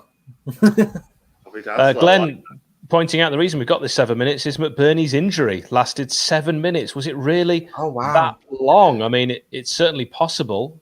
Then where's the additional injury time on top of the 7 minutes for the substitutions and such? And the Areola mess with Bogle. I mean, we're having so much fun. We couldn't possibly have kept time for that. We're on 92.04. If you want to keep time with us, though, please do give the stream a like. We'd really appreciate that. If you're joining us for the watch-along, free kick in the centre circle to FULHAM. That's a foul on Ruban Loftus-Cheek. Hal, I think we might have been talking about stickers on hats at the time when McBurney was down, maybe. It was a lot of sticker on hat chat, which was good, almost as good as the baseball chat. If you want to see a baseball watch along, of course, spring training, pitchers and catchers report. That's what's going on at the moment. Right, ball headed back nicely to Ramsdale for once the Blades looking in control of a situation in defence. You're only 10 seconds behind, Hal. I'm not behind at all. What are you talking about? There's no chance. Is there a chance of that, Nick? Help me out. No, I can't see it, mate. I can't see it. How many likes are we on now, gents? Over 200. Woo! Over 200. So right. What? If they got 400 by the end of the watch along, you guys would do a baseball watch along? No. I will. You get 10,000 likes and I wouldn't do a baseball watch along. Nick, a baseball game is only about 4.5 hours. It's great fun. They start really late at night because my team's on the West Coast. Ball thump long, 93-20. If you want to be level with us, it's a throw into the mighty green and gold Wizards. And it's going to be played back to Ramsdale, who's going to... We thought about kicking it long, then takes a touch with a striker bearing down on him. Rather you than me, Rammers. But he's made some decisions I wouldn't have made in his life. So who knows? Ball thump forward. And to no one. Fulham are playing for time here. Scott Parker cheering them on. They'd have 22 points as things stand, which would be incredibly close to Newcastle, who've got 25, a 3-point gap, quick maths. But, of course, Fulham have played a game more. Yeah, and we're still Who have Newcastle got? Newcastle got Manchester United, so a really, really tough game. I would imagine Manchester United will beat Newcastle, as they say in Peru. That's actually what they call them there. Ball played forward in the midfield, and it's lovely skill as Fulham try to keep possession and successfully do. There hasn't been that urgency, that bite from the Blades that we saw last season. For me, it's heads down. It's not quite down tools, but they do look beaten. Ball chance played in, blocked, and Fulham will get another opportunity to swing it in. No one seems to want this except white shirts. Can they get a shot away? Yes, they can. Rammers had dived 3 days ago for that one, and then the second shot comes in, and it'll just roll out for a goal kick. Fulham, would you say, Jack, well worth this win? I think we've been lucky with the chance we've had and taken. I think we've played exceptional football, but again, if we continue to play this way, I don't think we will stay up. But sometimes you just need a bit of luck on your side, don't you?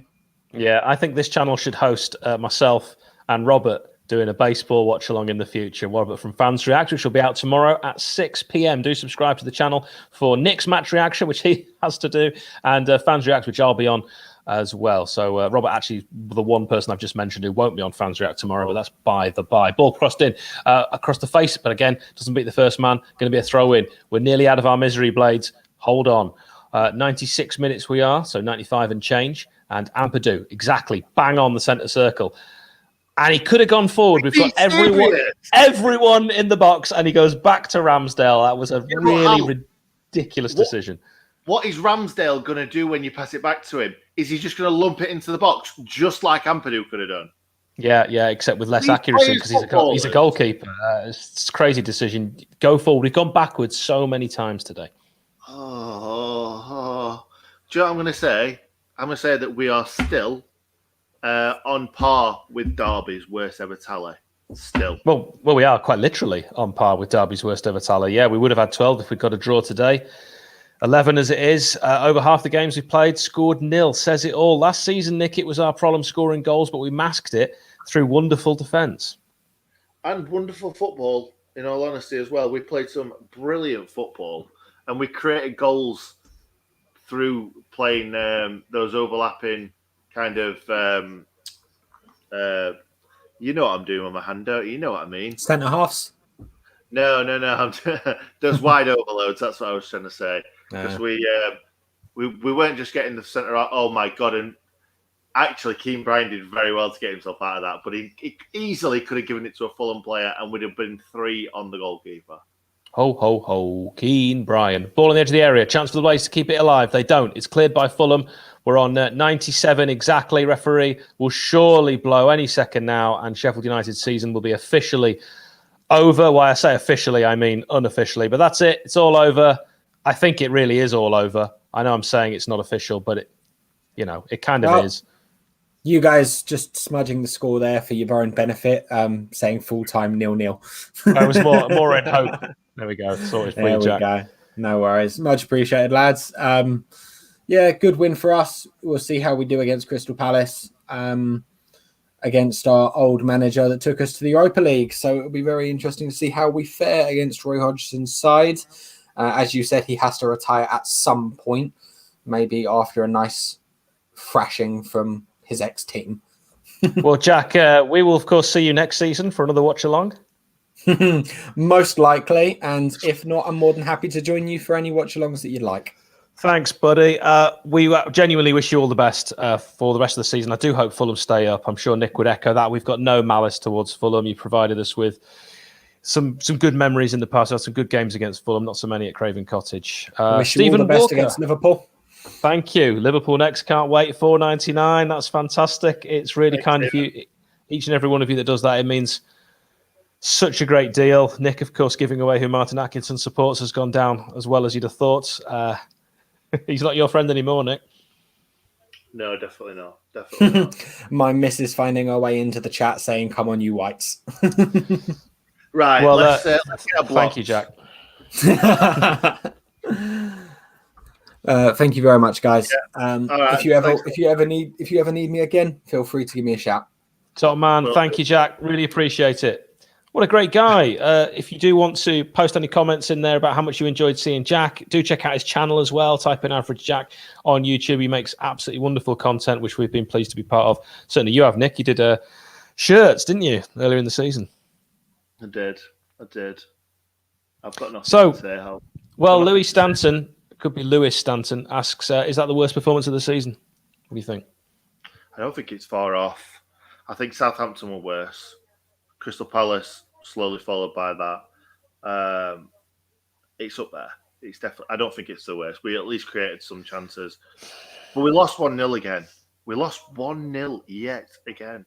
How many more times are we going to do this for the rest of the season? This season has gone as badly as, if you were to write it down last season when it finished as like, oh, here's the worst list of things that could happen. No one would believe you. No one would believe all these things could culminate in what has happened this season. No, and the thing is, we've been relegated twice since I've been a Sheffield United fan, and both times, at least we've made a fist of it. Like I know that it's horrible going down on the last day of the season, but this is just embarrassing. It really is. It really is, and the fact that two of our most creative players at the moment were sat on the bench for 71 minutes and 79 minutes is just what's Wilder thinking? What is he thinking? Yeah, I've got to agree with that. I'm not one of these. Wilder out. Oh, he's done this wrong. He's done that wrong. But oh god.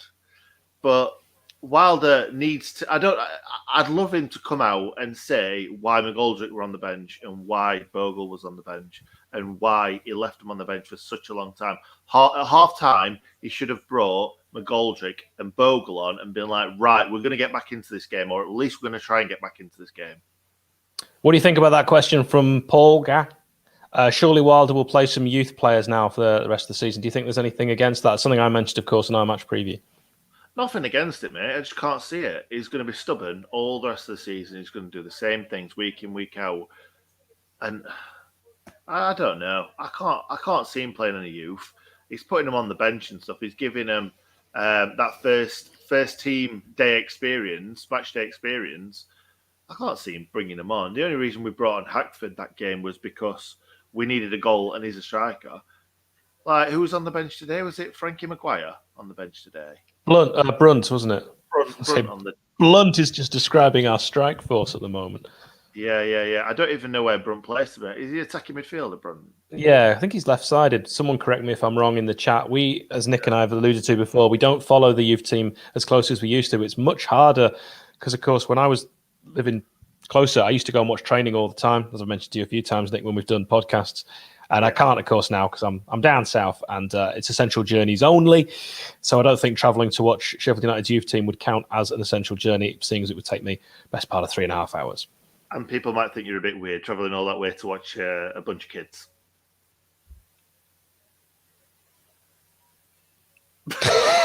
We've got to laugh at something. You got to laugh. Usually at my expense. Is there any positives, Nick? Finally, really, before we jack it in, because you've got your match reaction to prepare for. Is there any positives you can take from that? I think similar to my halftime positives. I thought we were going to come out all guns blazing and at least be like, we're rubbish in that half, but let's not be rubbish in the second half. Maybe we're going to be like, right, that's a write-off, because we've done it in the past this season. We've been like, we were terrible in this game. And then we have had a little bit of a resurgence in the next game. So who is it, Liverpool next? Yeah. It's the best time to play Liverpool, but it's also the best time to play us. How would you describe that performance? Because I'm going to put it on Twitter now with the image. Oh, what one word? Yeah, give me one word, and that's officially the word I'm putting on the tweet. Yeah, diabolical. Great, a dyslexic. Diabolical. There we go. Hey, I got it wrong. There we go. I got it right. Second time with spell check. Diabolical. I expect grief in the comments. Last time I used your suggestion on there. So yeah, thanks to all of you suggesting as well. Last time I did the Bristol City one, and I said that it was a boring game. God, you'd have thought I'd have pooed on the Queen, the amount of comments I got. Mate, I got hammered on the match reaction as well after that. Why are you being so negative? Why we played I love your comments, voice. What? Oh, my comments. Sorry, yeah. I love your comments, voice. Yeah, it really annoys me. You weren't there, man. Yeah, I like that. I did like that too. Yeah. Dire, grim. Grim's a good one. It were reet grim. We were awful. We were awful. Yeah. I think I should talk about what we're wearing. I think so too. Diabolical. There we go. Oh, sorry. What happened there? Rick Wakeman has just released a new single, and it says, "Chin up, Hal and Nick. You'll score." You know what? We should agree that only one of us does this. Yeah, no, sorry. I'm happy with it being you. Yes, good point, Hadley. Let's get that baseball watch along. I'm actually quite knowledgeable on baseball, unlike football, as I'm sure you've just witnessed. So, yeah. You know, you like Colin Murray, Nick. He loves baseball as well. Oh, Colin. Don't let yourself down, Colin. Oh, well, If people are just tuning in, we asked for this. This isn't a reaction to our watch along. We asked for one word. I've already put it up. Go and please have a look at the graphic. We have a wonderful graphic designer. Is that the right term for Bobby? Yeah. We have a wonderful graphic designer who does just superb work. I mean, he's like lightning. We tell him to do something and he does it, and it's brilliant every time. So if you check out the Sheff United Way, going at Sheff United Way on Twitter and Instagram and Facebook, you can see these images. I don't mind which one you follow, although I manage the Twitter mostly, so I'd rather it was that one. Can I just say before we go, we've got 200 people watching. If we can get the like target up a little bit more, well, the like tally up a little bit more. Target of, well, we're on 240. If we could at least get to 250, that would be brilliant. And I'm going to watch it until it goes up to 250. I've had Fulham fan TV commented. Well, they've sent us a private message actually. Fulham fan TV, we've got 48,000 followers, so it's nice of them reaching out. Definitely. And they've just said sorry for the result. Really feel for you. I hope you can stay up. I think that's not going to happen, but thank you. That's really nice, and we've reached 254 likes. Can we get to 300? Give us something. We've had to go through that terrible match, and we've had to try and find some positives. We've not found any positives, let's be honest, but we've tried to. Thanks, Jack. Jack, no. Oh, I'm doing it again, aren't I? Jack, no. You've influenced him enough while you were on. Can't influence him now. You're off. The Kingdome was the Mariners' old stadium. It was destroyed. It was the last time the Mariners reached the playoffs, of course, with, what a team. A-Rod, Ken Griffey. Do you want me to stop? Yes, please. Randy Johnson. No. Good times. Yes, we are on our way back, are we? A lot of people would describe that as Nesh, which is what Adrian did, and that is Adrian, on our Fans React. He was wonderful, one of our most popular Fans React player ratings guys we've ever had. Thanks to all of you that have sent nice comments, even if you don't support the Blades, which at the moment is a good decision life-wise. I never regret picking Sheffield United, and next season I think we will be back. I think we'll storm it. I think we'll do a Norwich. I expect us to get over 100 points and be back. Yeah, I expect us to go back up. I really do. As long as we keep the most of the players. Who do you think we could possibly lose next season, Hal? Sanderberg, Zanderberg. Zanderberg. They could all go. Don't know why I emulated that. Gets both in trouble. I also think that John Egan's a risk. Jack O'Connell, maybe the injury will put people off, but he's obviously fantastic. And those two players, Egan and O'Connell, are our defence. I don't subscribe to any of the strikers going that some people have suggested. I don't think a single one of them will leave. I think Moussé might. I think someone will take a chance on Moussé with like how good he was kind of halfway through last season. I think he had a good month or two where he banged goals in for fun. I think somebody will take a chance and think, oh, we can get that out of him week in, week out. Newsflash, you can't. Unless he gets himself right, whatever it is, whether it's up here, whether it's down at his feet, whether it's in his legs, whether it's in his stomach, because a lot of people have said his diet's the problem. We don't know what the problem is. Only he knows what the problem. And unless he sorts himself out, I can't see him doing what he should be doing. And that really is being a top-class striker. He's the best striker we've got, by far. And he's barely been near the team this season. Joseph Parker says at least we get to smash the Owls again. I think they might go down, so we'll have nothing. Yeah, good old Scotty Hogan. A round of applause to Scotty Hogan today. So I put this on Twitter. It got a lot of grief, actually, because people thought I was giving my opinion. I was asking the question. I asked the question, do you want Sheffield Wednesday to go down? And a lot of people were like, what kind of stupid question is this? You know, the reason I asked that is because we might have a Sheffield derby next season, and some people enjoy those because when we beat them, it's the best feeling on earth, and we go on about the 4-2 like it was yesterday. That's why I asked the question. So, Nick, do you want Wednesday to go down? I knew you were going to ask me that question.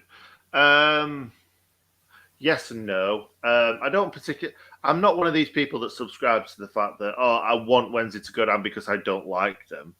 I don't particularly want to play them though, because season before last, we drew both games. They sat back all game. Awful games. awful games. The second one was horrendous. I just hated it from start to finish. And it wasn't just on the field. It was the fact, it was everything. I hate going to Hillsborough. It's so cramped. It's a horrible ground to go to. They're just horrible, horrible people as well. And I've got some mates that are Wednesday fans anyway. Well, I don't have any mates that are Wednesday fans. Bring Duffy back. Would you welcome that? Oh, mate, I'd love Duffy back, but it's never going to happen, is it? Almost in a way, I'd love Duffy back. But would it potentially, if it didn't work out, like James Beattie, just tarnish the memories? Yeah, possibly. But he can't even get into a League One side at the moment. So is he really going to get into that? Who knows? Ideal signing for next season, Nick? I don't know. Championship players anymore, Hal. They don't need to be championship players. Maybe we look at our own. We've got Norrington Davis coming back. Him on the left, Bogle on the right. That could be quite exciting if we want to cash in on Baldock, maybe. Yeah, possibly. Sorry, when you said signing, I thought you meant an actual signing rather than someone coming back. Yeah, I do. I'm just saying you could have thrown it back and gone, well, I don't think we should sign anyone. We've got fantastic youth players coming through. Look at Hassan Ayari. Yeah, definitely. We've got a load of names that are on everybody's tongues, but have we actually seen them play? Do you remember the last time that we had a load of youth players on everyone's tongue? Dominic Roma, Ian Ross, James Ashmore, and everyone was getting excited about Elliot Whitehouse, these youngsters. I'm not saying it'll be the same. I'm just saying that was the last sort of youth group that we all heard a lot about. And then we had the Harry Maguire, Terry Kennedy, Jordan Slew, George Long group. Ironside. Joe Ironside, who's actually doing bits at Cambridge now. Otis Khan. I remember seeing him and thinking, oh, he looks a bit handy. And Callum McFadden as well. He looked really good in the youth. He scored against Man United, didn't he? In the first leg of the final, youth. Which is a weird thing to say. Yeah, there was more players that ended up playing for us that played for Manchester United that day than the Sheffield United team. Yeah, that's weird to say, though, no? Yeah, it is weird. Thank you, by the way, Stephen Patterson. That is really kind. Hats off to you. Yeah, hats off. For these watch-alongs, 2 words. Interesting, Nick. Worth mentioning. Yeah. It's awful times. It's nice to share the pain and enjoy the comedy. We are trying a bit of gallows humour. We're genuinely down. Don't think for 1 second if you see us having a bit of mirth that we are not feeling the pain. There's absolutely nothing we wanted less than what's happened this season. We are gutted.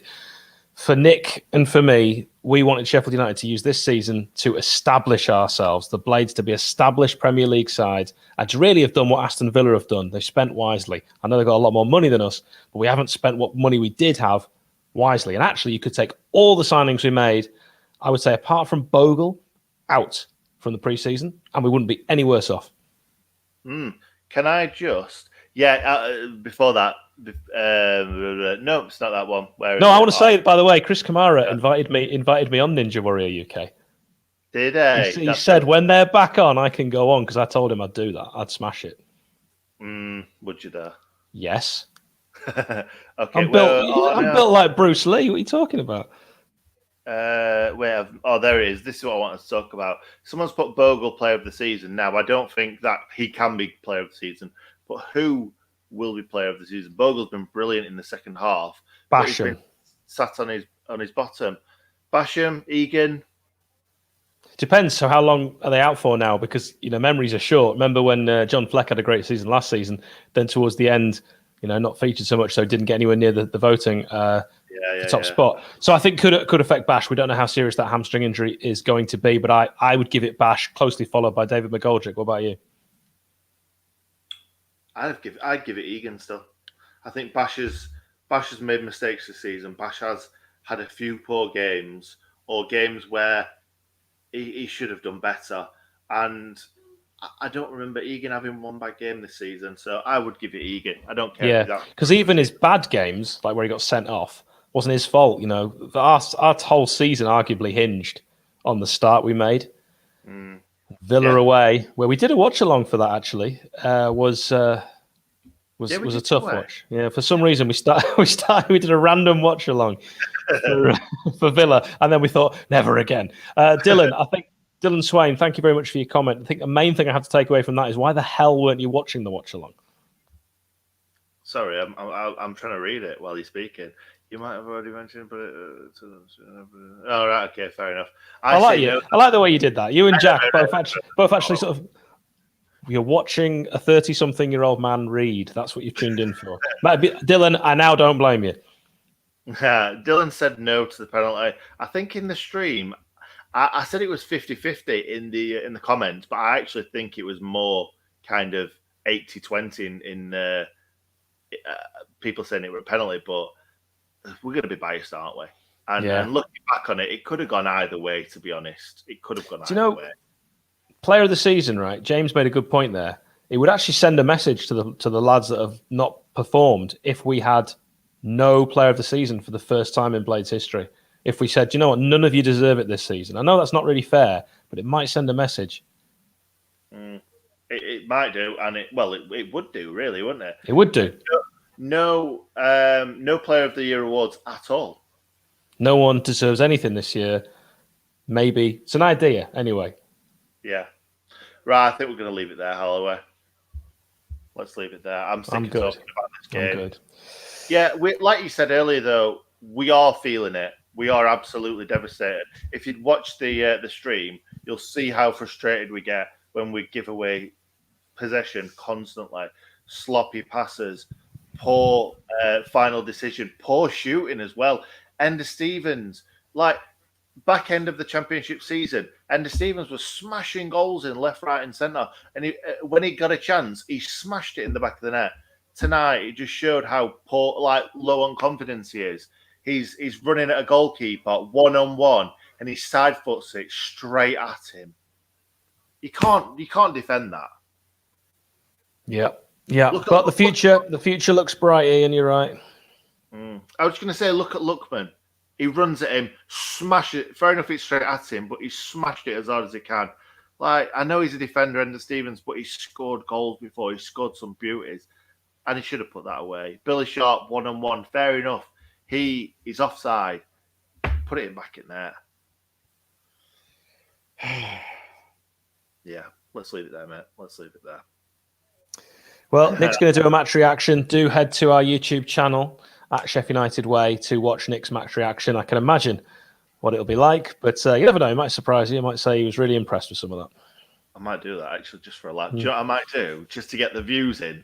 I might be like, I can't believe how well we played tonight. We're really unlucky, weren't we? The title will be key. Despite defeat, I still think we survive. Something like that. Yeah. Survive with 2 games to go. Oh, God. Performance made me believe, because there was an awful, but we never looked like scoring, really.